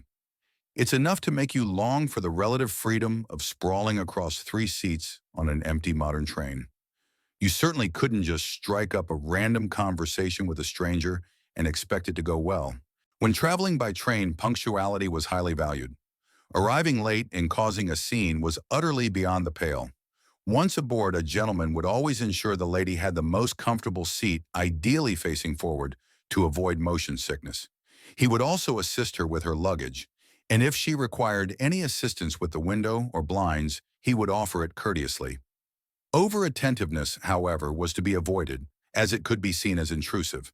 Public streets also demanded a specific kind of decorum. Gentlemen were expected to walk on the side closest to the road, protecting ladies from splashing mud or accidental bumps from passing carriages. When walking with a lady, a gentleman would adjust his pace to hers and offer his arm, particularly when navigating crowded areas or uneven terrain. Public displays of affection, as you recall, were entirely out of the question. Even a sustained touch could be misinterpreted. Crowded spaces, like markets or exhibitions, were another test of restraint. Pushing, shoving, or speaking loudly were definite no-nos.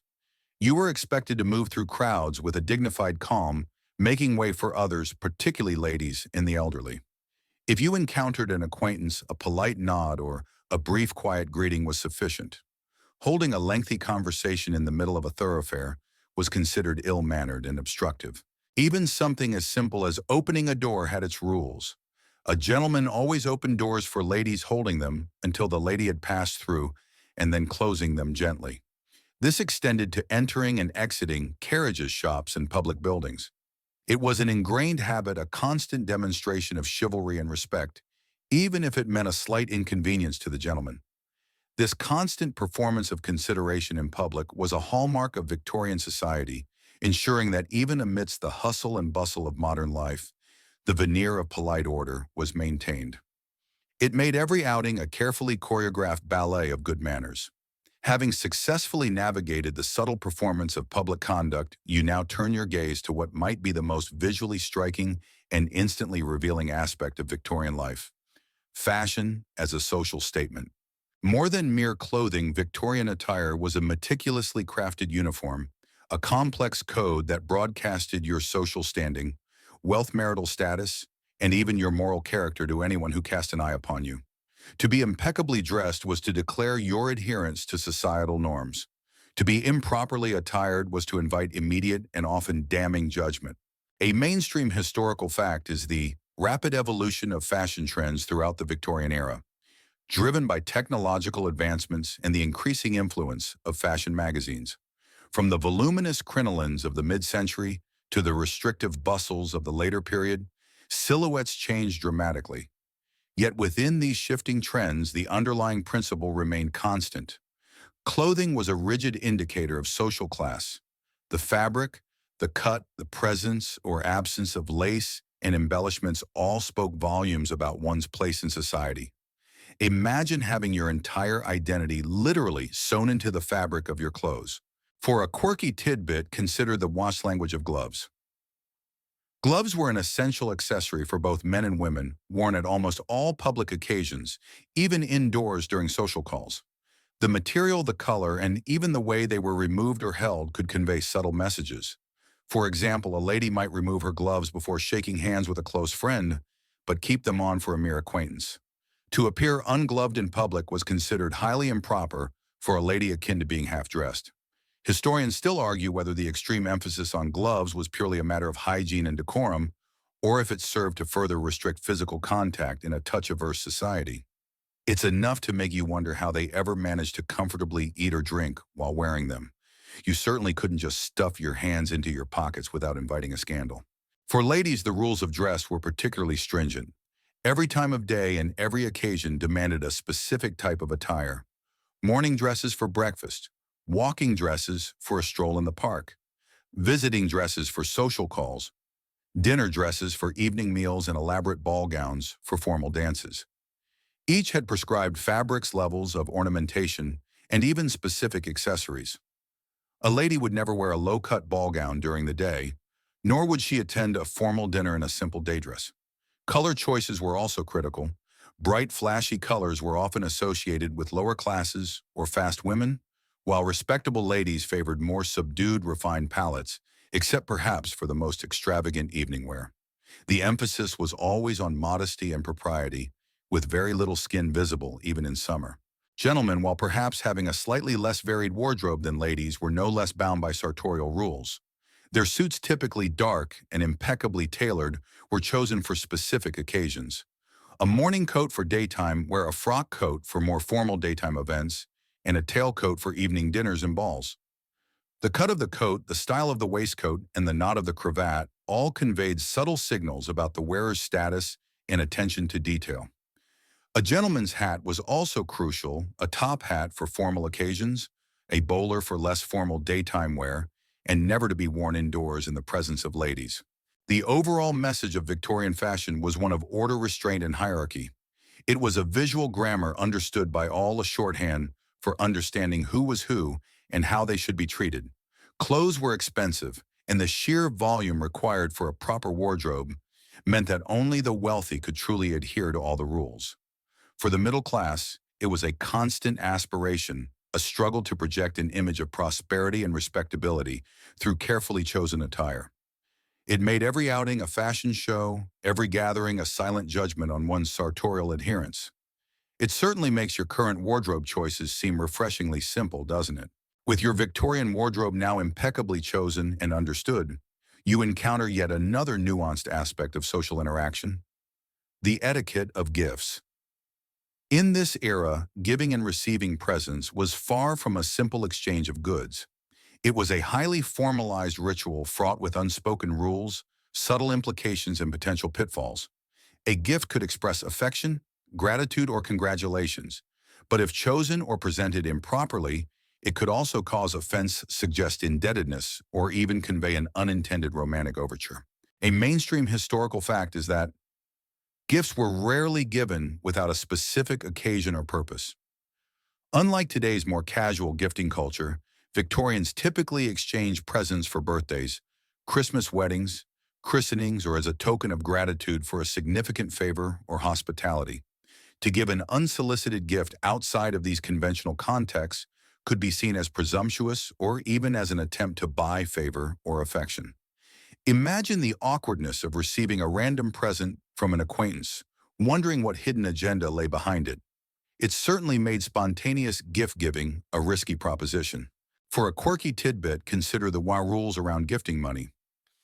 While today a cash gift for a wedding or graduation is perfectly acceptable in Victorian society, giving money directly, especially to someone of higher social standing, was generally considered vulgar and insulting, implying they were in need. Exceptions were sometimes made for servants or those in truly desperate circumstances, but even then, it was done with extreme discretion. Historians still argue whether this aversion to cash gifts was rooted in a genuine disdain for overt materialism or a means to maintain the illusion of genteel self-sufficiency among the upper classes. It's enough to make you appreciate the simple convenience of a gift card. You certainly wouldn't slip a crisp banknote into a friend's hand at a dinner party. When giving a gift, the quality and appropriateness were paramount.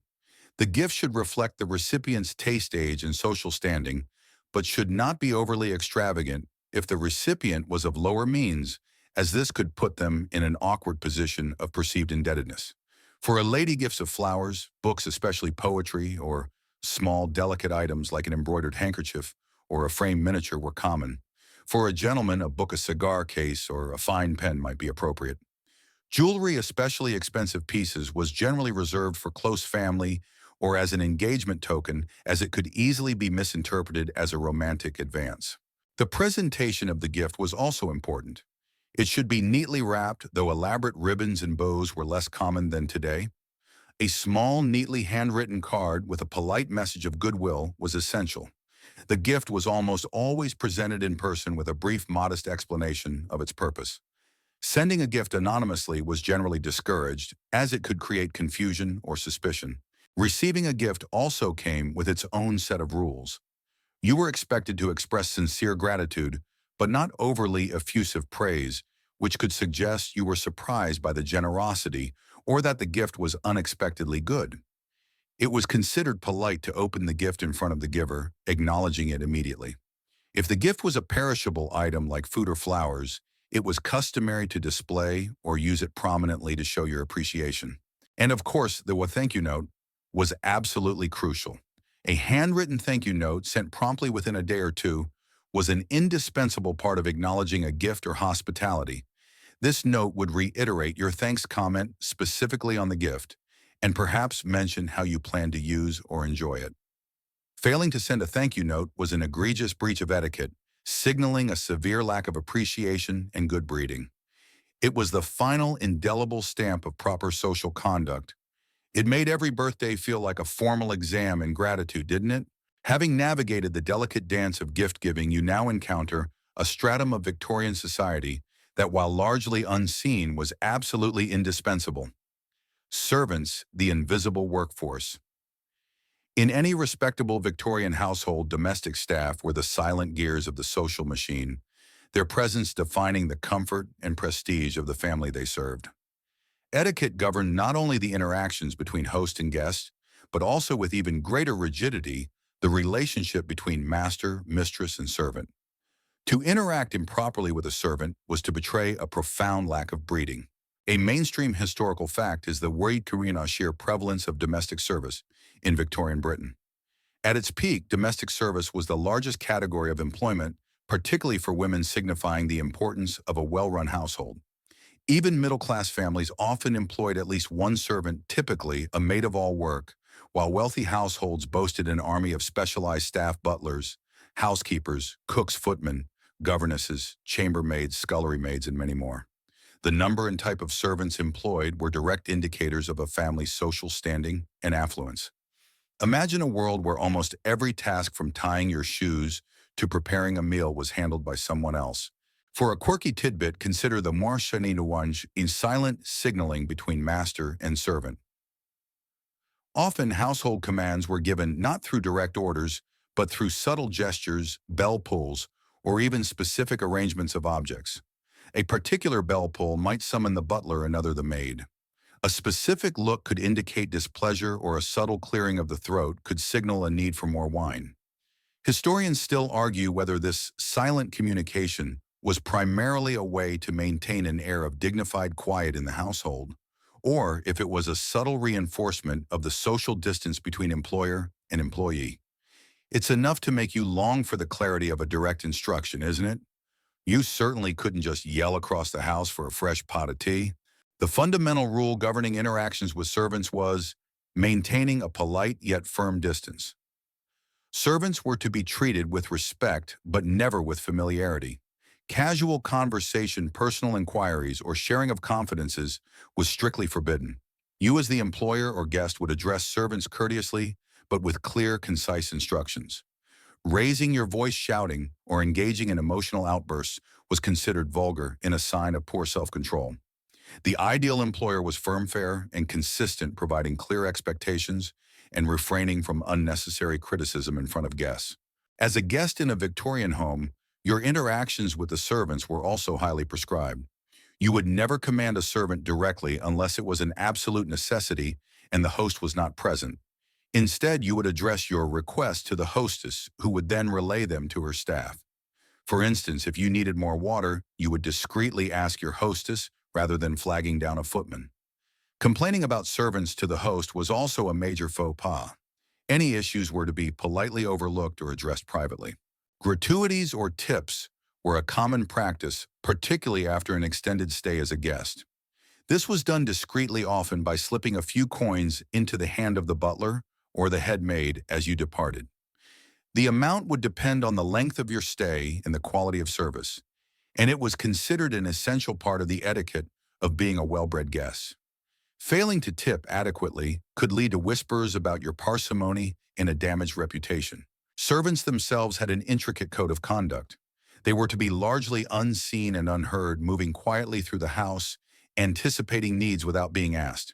They were not to engage in conversation unless spoken to, and then their responses were to be brief and respectful. Their uniforms were also a strict part of their role, meticulously clean and appropriate for their specific duties. This rigid hierarchy and clear division of roles ensured the smooth, efficient operation of the Victorian household, presenting a polished facade of effortless domesticity to the outside world. It truly was a complex, hidden world, propping up the more visible layers of polite society. With your understanding of the intricate social dynamics of the Victorian household deepening, we now turn our attention to a truly elegant, yet equally regulated form of communication: Letter writing, a lost art. In an age before instant messaging or even telephones, the written letter was the primary means of maintaining connections, conveying news, expressing sentiments, and conducting business. Far from being a casual jotting, a Victorian letter was a carefully composed document adhering to specific formats, styles, and even types of stationery, all designed to convey respect, sincerity, and proper breeding. A mainstream historical fact is the revolution in postal services. During the Victorian era, particularly with the introduction of the penny black stamp in 1840, this made sending letters affordable for the masses, leading to an explosion in correspondence across all social classes. Despite this democratization of mail, the etiquette of letter writing remained rigorously formal, especially for social correspondence. Imagine a world where every single piece of correspondence you sent was a formal written record, complete with specific salutations and closings. It certainly made casual communication a far more laborious process. For a quirky tidbit, consider the macross writing phenomenon. To save money on paper and postage, especially before the penny black, some Victorians would write their message in one direction on a page, then turn the paper 90 degrees and write across their original lines, essentially creating a double-layered message. While economically practical, it made the letters incredibly difficult to read. Historians still argue whether this was a true widespread practice or more of a desperate measure, a testament to the cost of paper and the desire to convey as much information as possible within limited means. It's enough to make you grateful for the ease of digital typing and spell check.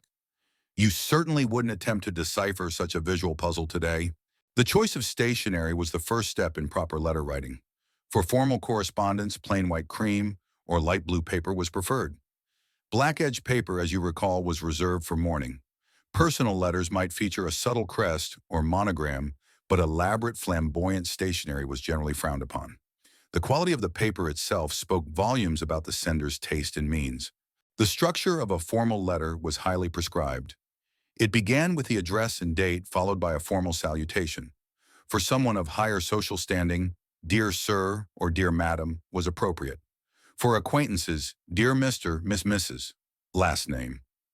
Only for very close friends or family would a more intimate salutation like "My dearest" first name be used. The body of the letter was expected to be clear, grammatically correct, and neatly penned. Poor handwriting was considered a sign of a lack of education or proper upbringing. The content itself adhered to the rules of polite conversation.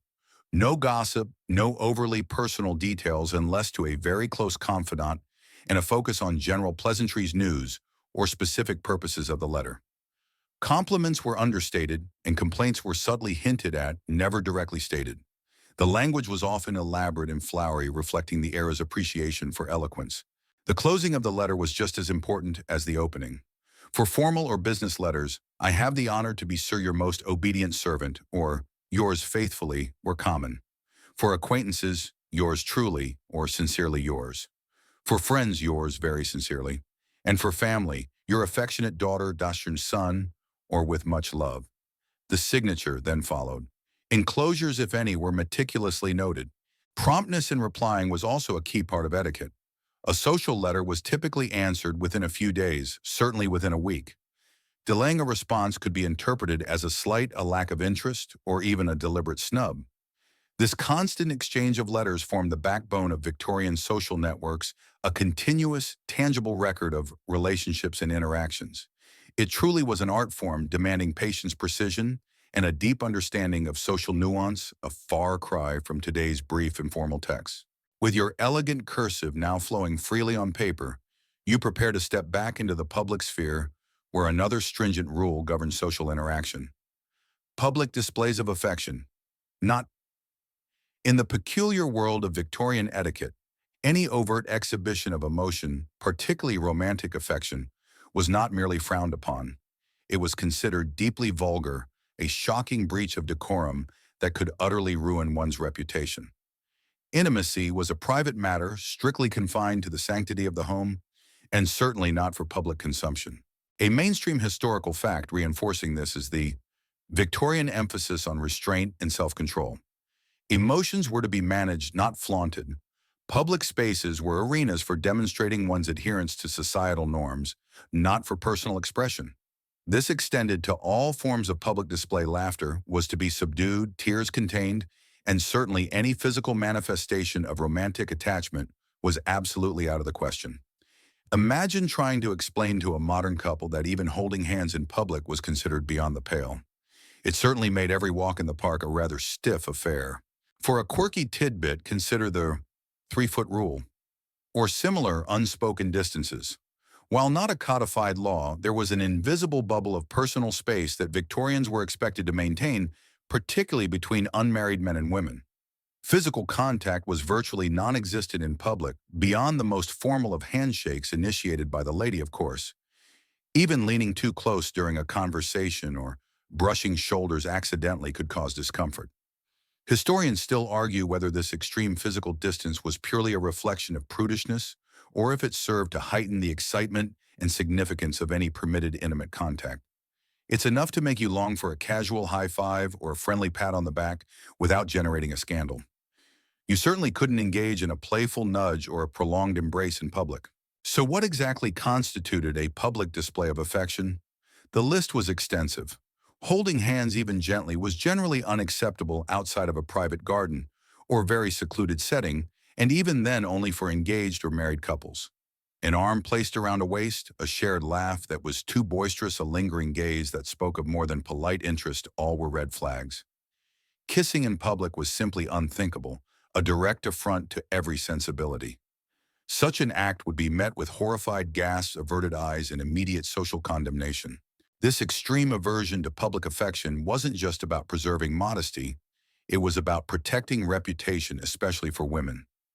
A lady seen engaging in any form of public intimacy risked being labeled fast or forward, which could severely jeopardize her marriage prospects and social standing. For men, while perhaps not as ruinous, it still marked them as lacking in breeding and discretion. The social contract demanded a pristine exterior, an unruffled calm that bespoke inner virtue and control.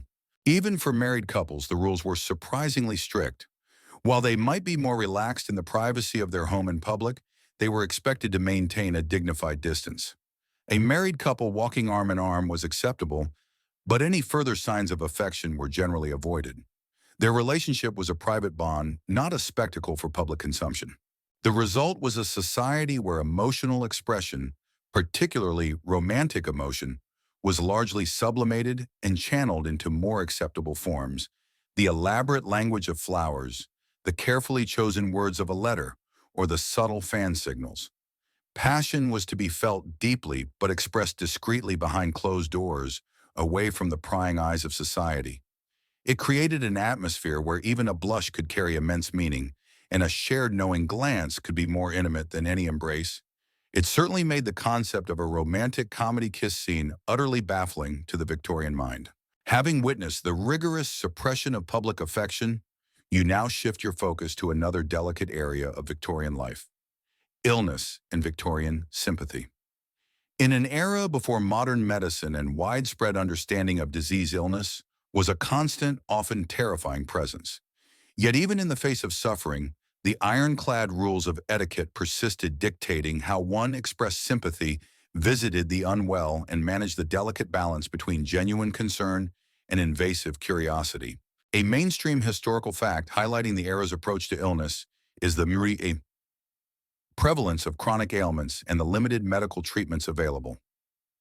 Many common Victorian diseases, from tuberculosis to cholera, were highly contagious and often fatal. This led to a mix of fear, superstition, and a desperate reliance on often ineffective remedies. This context meant that visiting the sick carried inherent risks and required careful consideration. Imagine trying to offer condolences when the very act of visiting could put your own health at risk. It certainly made casual, get well soon visits a much more significant gesture. For a quirky tidbit, consider the etiquette of sending invalid food. It was common for sympathetic friends or neighbors to send specially prepared dishes to a sick person, often light broths, jellies, or custards intended to be easily digestible and restorative. However, there were unspoken rules: the food should be delicately prepared, presented in an attractive dish that would be returned and sent at an appropriate time to avoid disturbing the patient. Historians still argue whether this practice was primarily about offering practical support or a way for society to perform its benevolent duty without direct, uncomfortable interaction with the ailing. It's enough to make you long for the simplicity of a supermarket delivery. You certainly wouldn't send over a heavy, spicy meal to someone confined to their bed. When someone was ill, especially within the upper and middle classes, a special sick room was often prepared isolated from the rest of the house to prevent the spread of contagion and to provide a quiet, restorative environment for the patient. Family members would manage visits, and a strict code governed who was allowed to call and for how long. Close family, of course, had unrestricted access, but for friends and acquaintances, discretion was paramount. If you wished to inquire after a sick acquaintance, the proper protocol was to send a calling card with a corner turned down to signify PFC, pour faire connaissance, or more commonly, PDA, pour demander, a press signifying to inquire after. This card would be left with a servant, and you would not expect to see the patient unless specifically invited. This allowed the family to control who entered the sick room and to protect the patient from unwanted intrusion or the risk of infection. A polite note accompanying the card could express wishes for a speedy recovery, but effusive or overly emotional expressions were generally avoided. If invited to visit a sick person, your conduct was to be impeccably gentle and brief. You would inquire softly about their health, avoiding graphic details or lengthy discussions about their symptoms.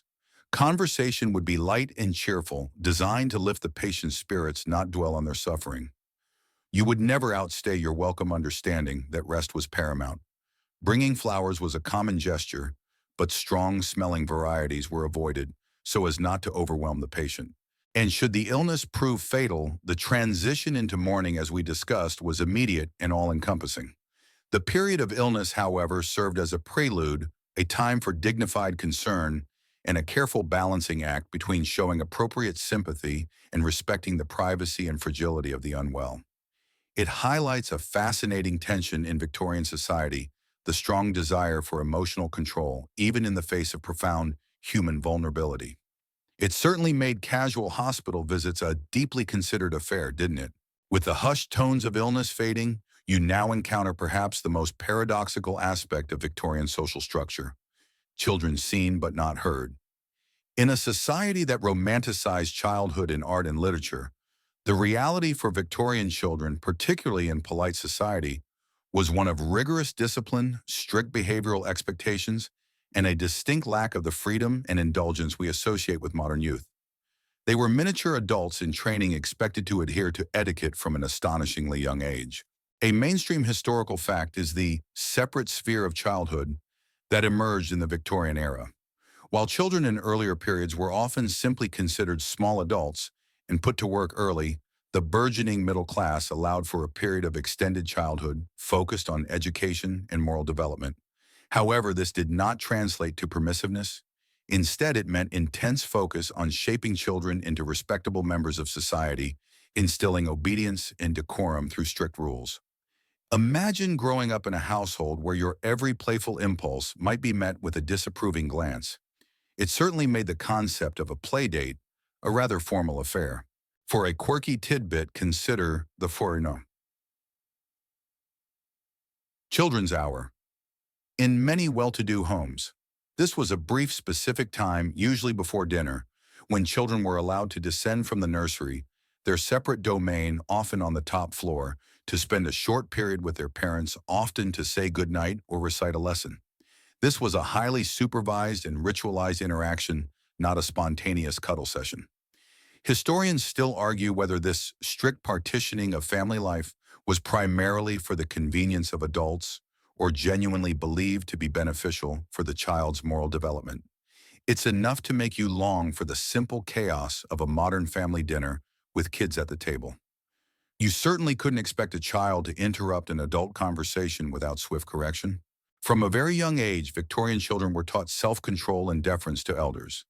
They were expected to be quiet, polite, and unobtrusive, especially when adults were present or guests were visiting. Running, shouting, or engaging in boisterous play in the main living areas was strictly forbidden. Their play was largely confined to nurseries, gardens, or designated playrooms supervised by nannies or governesses. When children were brought into the presence of guests, their behavior was meticulously coached. They were to offer a polite bow or curtsy, speak only when spoken to, and answer questions clearly and concisely using proper grammar. They were not to interrupt adult conversations, sprawl on furniture, or express strong opinions. If offered a treat, they were to accept it gracefully and say thank you without demanding more. Any visible signs of greed or petulance were considered a profound embarrassment to the parents. Mealtime etiquette for children was particularly rigorous. They were taught to sit upright, eat slowly, and neatly use cutlery correctly from an early age, and never to speak with their mouths full. They often ate at a separate earlier sitting, or if allowed to join the adults for a formal dinner, they were expected to remain perfectly silent, like silent miniature observers. This emphasis on silent obedience at the table was not just about manners. It was about instilling discipline and a lifelong habit of decorum. Education, often conducted by governesses at home or in strict boarding schools, reinforced these behavioral expectations. Lessons in deportment, manners, and social graces were as important as academic subjects. The goal was to produce young ladies and gentlemen who would effortlessly navigate the complex social landscape of adulthood, upholding the family's reputation through their impeccable conduct. It was a childhood designed to produce conformity and control, preparing them for a life lived under the constant scrutiny of society. It makes your own childhood seem like a wild, untamed adventure, doesn't it? With the image of impeccably behaved children in your mind, you now turn to the slightly less rigid, though still highly regulated sphere of Victorian leisure, the etiquette of sports and pastimes. Even when engaging in activities designed for recreation and enjoyment, Victorians were expected to maintain a degree of decorum and adhere to specific social codes. Leisure was not an excuse for abandon. It was another opportunity to demonstrate one's breeding and adherence to polite society. A mainstream historical fact is the rise of organized sports and outdoor activities. During the Victorian era, driven by increasing leisure time for the middle and upper classes and a growing emphasis on physical health, cricket, lawn tennis, a relatively new invention, croquet, hunting, and riding all gained immense popularity. These activities often brought men and women together in social settings, necessitating rules that ensured propriety was maintained even amidst friendly competition. Imagine trying to play a casual game knowing that your posture, your language, and even your reactions were under scrutiny. It certainly made losing gracefully a particularly important skill. For a quirky tidbit, consider the etiquette of watching a cricket match. Spectators were expected to maintain a polite quiet during play, applauding only at appropriate moments, such as a well-struck ball or a successful catch. Boisterous cheering, shouting, or expressing strong partisan opinions was considered ill-mannered. Ladies in particular were expected to display a refined interest without becoming overly animated. Historians still argue whether this quiet decorum was a sign of genuine respect for the game or a reflection of the era's general suppression of public emotion. It's enough to make you long for the raucous atmosphere of a modern football game. You certainly couldn't just spontaneously jump up and cheer for your team without drawing disapproving glances. When participating in a game like croquet or lawn tennis, proper attire was essential. Ladies wore specially designed sporting dresses that allowed for some movement, though still modest and often featuring long skirts. Gentlemen wore appropriate sporting suits, often tweed or flannel, always with a hat. To appear improperly dressed for an activity was to signal disrespect for the event and the company. Fair play and good sportsmanship were paramount. Cheating, arguing with opponents, or displaying excessive competitiveness was highly frowned upon. The emphasis was on enjoying the game and the company rather than solely on winning. If you made a mistake, a polite apology was expected. If your opponent made a good shot, a quiet acknowledgement was appropriate. The focus was always on maintaining a genial atmosphere. Riding, particularly for ladies, had its own strict etiquette. Ladies rode side saddle, an inherently more restrictive and challenging way to ride, but considered the only respectable option. Their riding habits were carefully tailored, often heavy and dark, designed to be both practical and modest. A gentleman escorting a lady on horseback would ensure her comfort and safety, keeping a polite distance unless assistance was required. Even seemingly casual pastimes like taking a stroll in a public park had rules. You would walk at a leisurely pace, not too fast or too slow. You would acknowledge acquaintances with a polite nod or a brief greeting without stopping to engage in lengthy conversation that might block the path of others. If walking with a member of the opposite sex, chaperonage was often still implied, even if not explicitly present, and any overt flirtation was to be avoided. These rules for leisure activities ensured that even moments of relaxation remained within the bounds of Victorian propriety. They underscored the idea that self-control and decorum were not just for formal occasions, but were intrinsic qualities of a well-bred individual manifest in all aspects of life. It made every recreational outing feel like a subtle performance of one's refined character. It certainly put a lot more pressure on a simple game of croquet than you might expect, didn't it?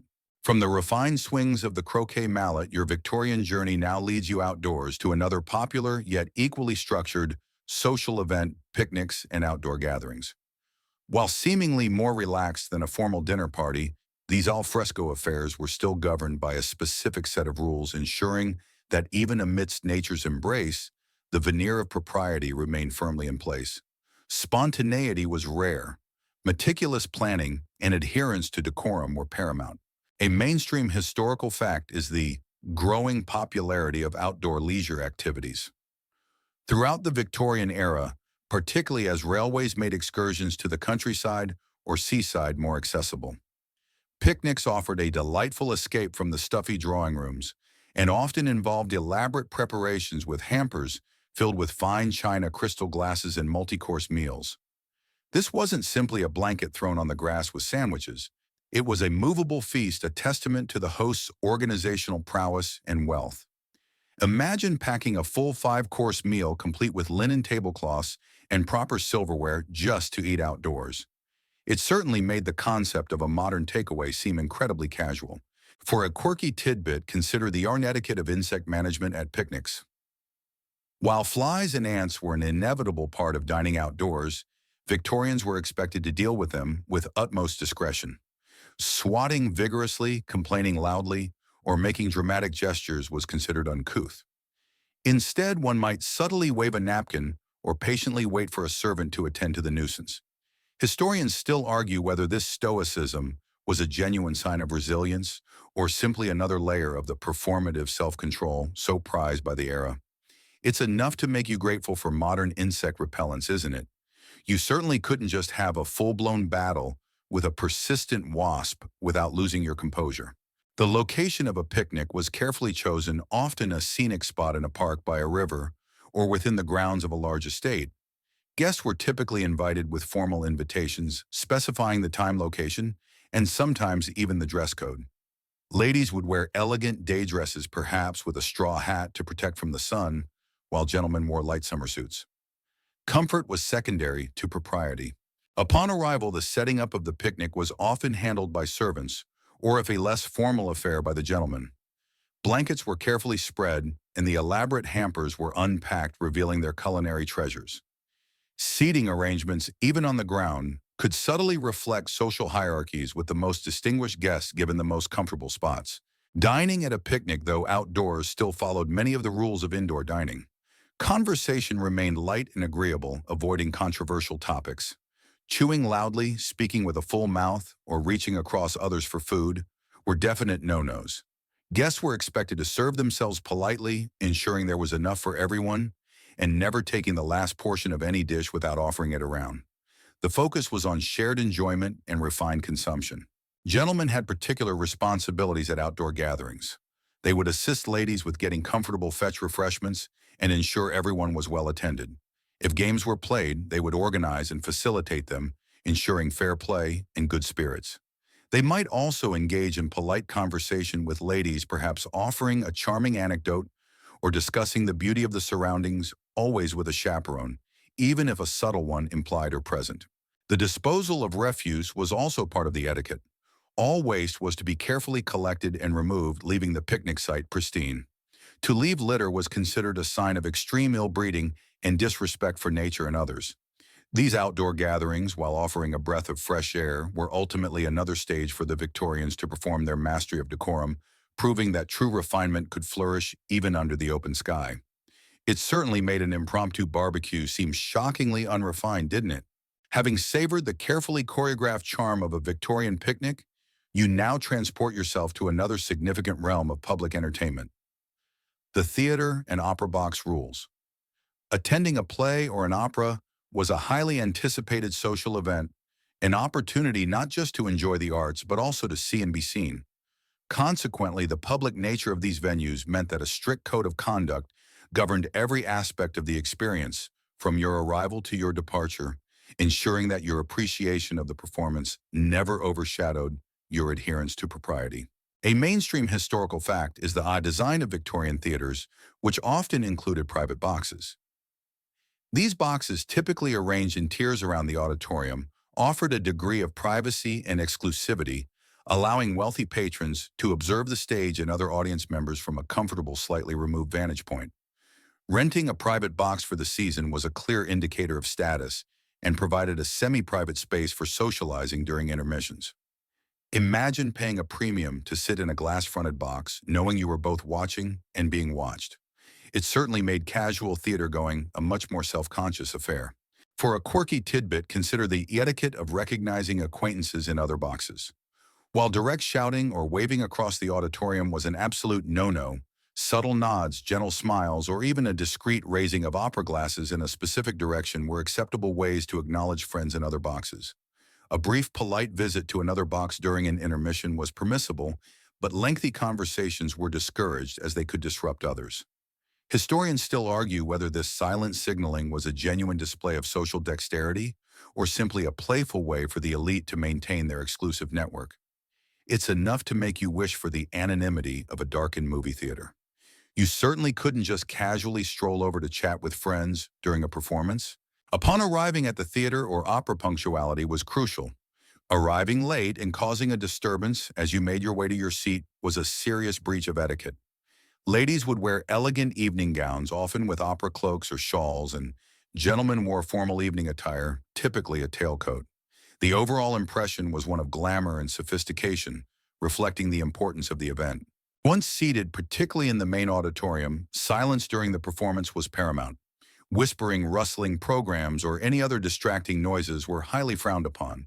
Applause was to be polite and well-timed, never overly enthusiastic or boisterous. Standing ovations were rare and reserved for truly exceptional performances. It was about respecting the artistry and the experience of fellow patrons, maintaining an atmosphere of dignified appreciation.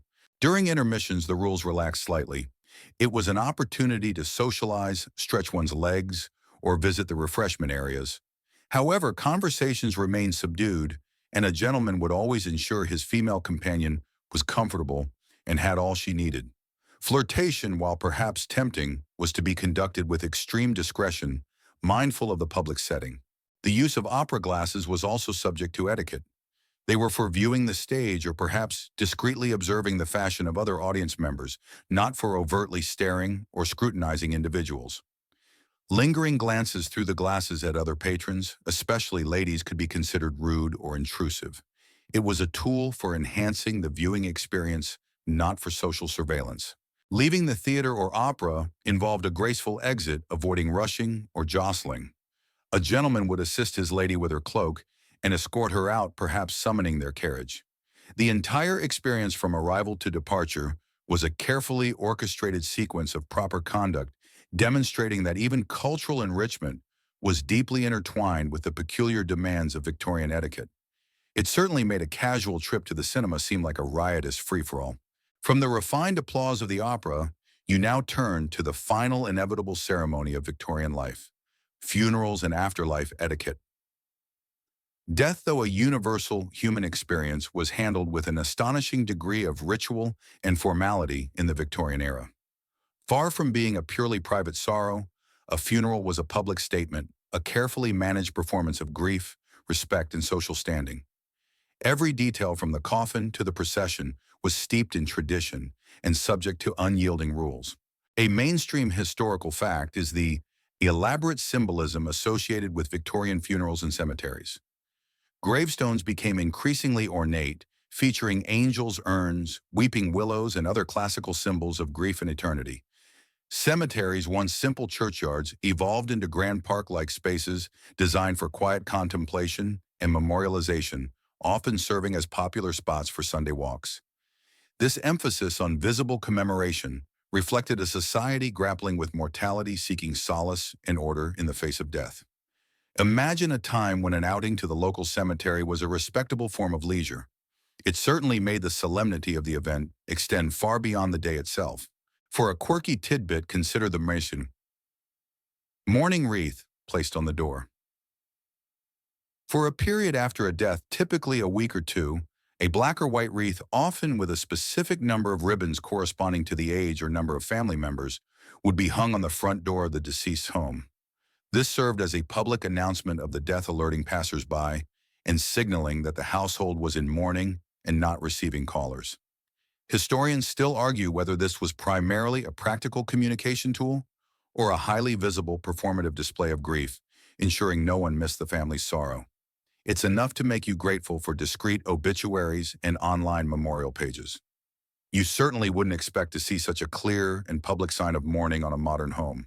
The initial announcement of a death was often made through formal letters, with black borders or black-edged calling cards sent to family and close acquaintances. Newspaper death notices also became common, detailing the deceased's name, age, and often their social standing and achievements. These announcements were carefully worded, conveying information with dignity and respect. The wake, or lying in state, was often held in the home of the deceased, allowing family and friends to pay their final respects before the funeral. The body would be laid out, sometimes in an open coffin in a parlor or drawing room draped in black or white fabric. Visitors would approach, respectfully offer quiet condolences to the grieving family, and maintain a somber demeanor.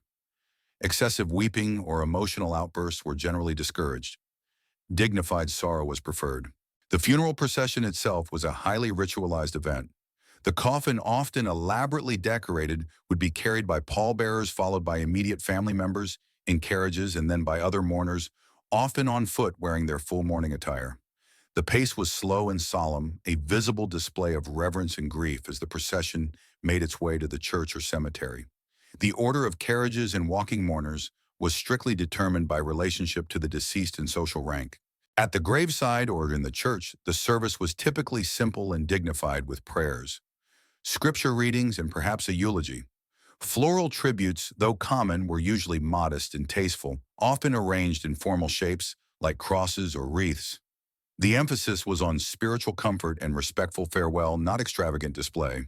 After the burial, a formal funeral tea or reception might be held, often at the family home.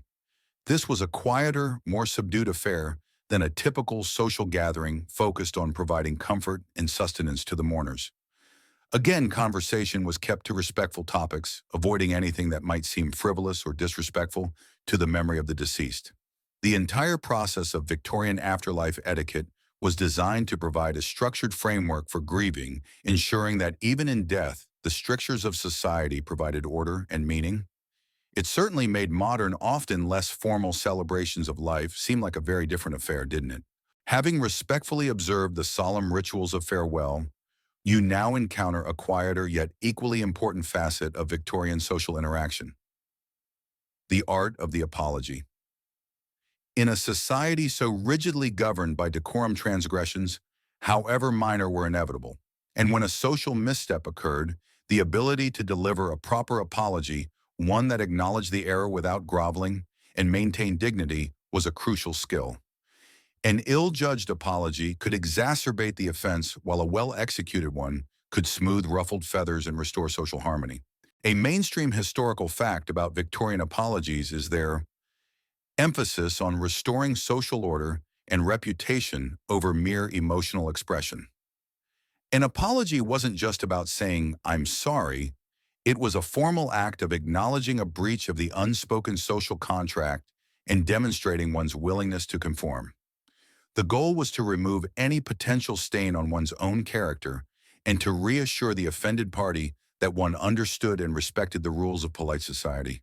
Imagine having to offer an apology that wasn't just about your feelings, but about upholding the entire social fabric. It certainly made casual "my bads" seem utterly inadequate.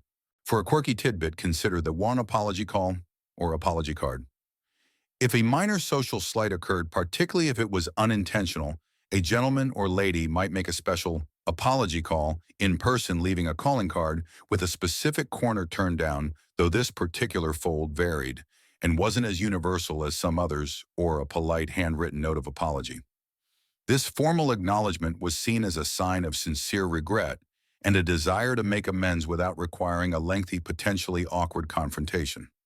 Historians still argue whether this formalized approach truly resolved conflict or merely pushed underlying tensions beneath a polite veneer.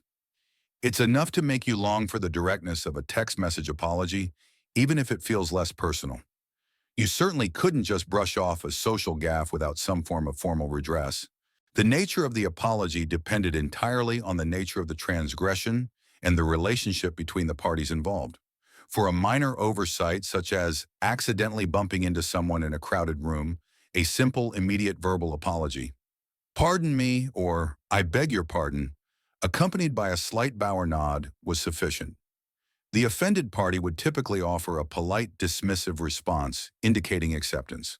For a more significant gaffe, perhaps an unintentional slight during conversation, or a failure to properly acknowledge someone, a more formal approach was required.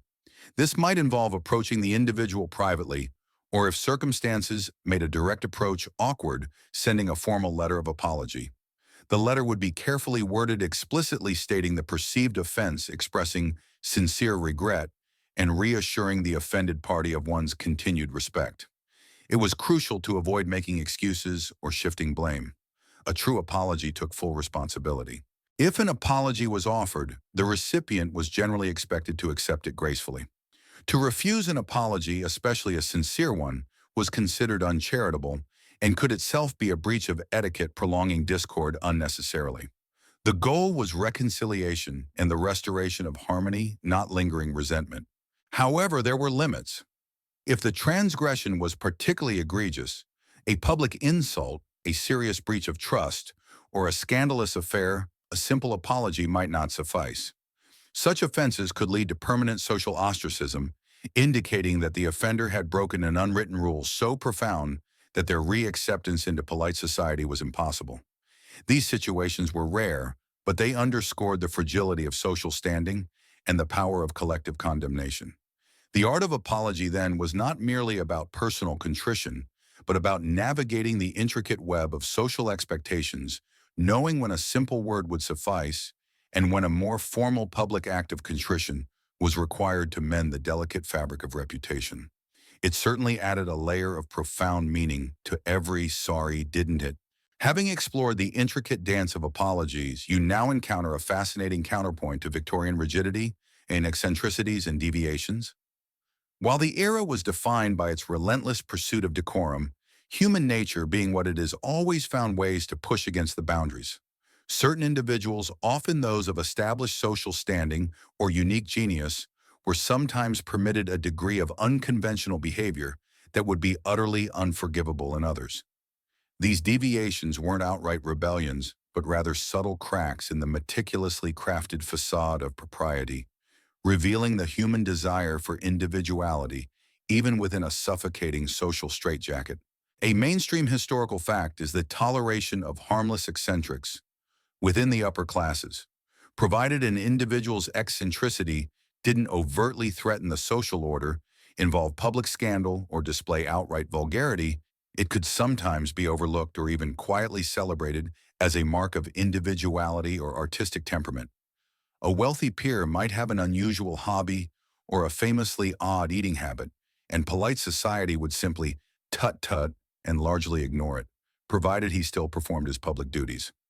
Imagine a society so focused on conformity, yet willing to grant a pass to those who, by virtue of their position, could afford to be a little bit off. It certainly made social climbing difficult if your peculiar habits were merely irritating rather than charmingly odd. For a quirky tidbit, consider the phenomenon of fashionable illnesses. While genuine sickness was treated with gravity, some ladies of leisure adopted delicate, often vague ailments like the vapors or nerves, which allowed them to withdraw from tiresome social obligations without causing offense. These were not typically seen as full-blown eccentricities, but rather as a socially sanctioned deviation from expected engagement, a polite excuse to avoid an unwelcome visitor or an interminable ball. Historians still argue whether these were genuine psychosomatic conditions, clever social maneuvers, or a combination of both a form of quiet rebellion against relentless social demands. It's enough to make you consider faking a slight cough to get out of your next tedious meeting. You certainly couldn't just say, "I don't feel like it," without risking offense. These acceptable eccentricities often manifested in minor social quirks. Perhaps a gentleman had a peculiar habit of wearing mismatched socks, or a lady insisted on serving only one specific type of rare tea to all her guests, even if they clearly preferred coffee. These were not grand acts of defiance, but rather small, often endearing departures from the norm that crucially did not undermine the fundamental principles of etiquette. The key was that the individual had to be otherwise impeccable in their conduct and of sufficient social standing to warrant such leniency. Sometimes the deviation was intellectual. A renowned scholar might be forgiven for appearing disheveled or for speaking a little too bluntly, his brilliance overriding minor social awkwardness. An artist might be allowed certain liberties in dress or demeanor as long as their art was celebrated and their moral character outwardly at least remained unblemished. It was a subtle acknowledgement that genius, or at least perceived genius, operated on a slightly different plane than mere mortals. However, it's vital to remember the fine line. An eccentricity became an unforgivable deviation if it crossed into impropriety, vulgarity, or open defiance of moral codes. Excessive drinking, public outbursts of anger, overt flirtation, or anything that hinted at a lack of self-control was not an eccentricity, it was a social catastrophe.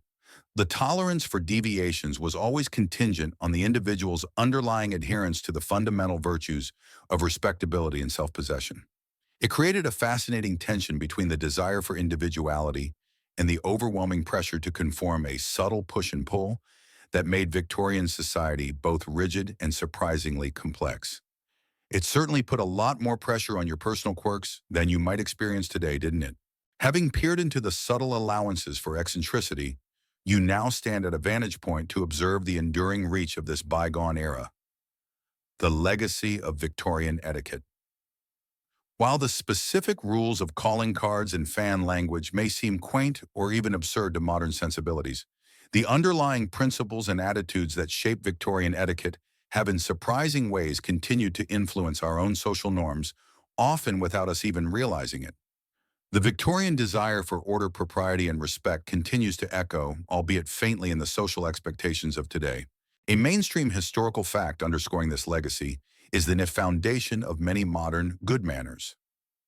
Think about it: the idea of not speaking with your mouth full, shaking hands upon introduction, writing thank you notes, maintaining a polite distance in conversation, or arriving punctually for appointments. These are all direct descendants of Victorian codes of conduct.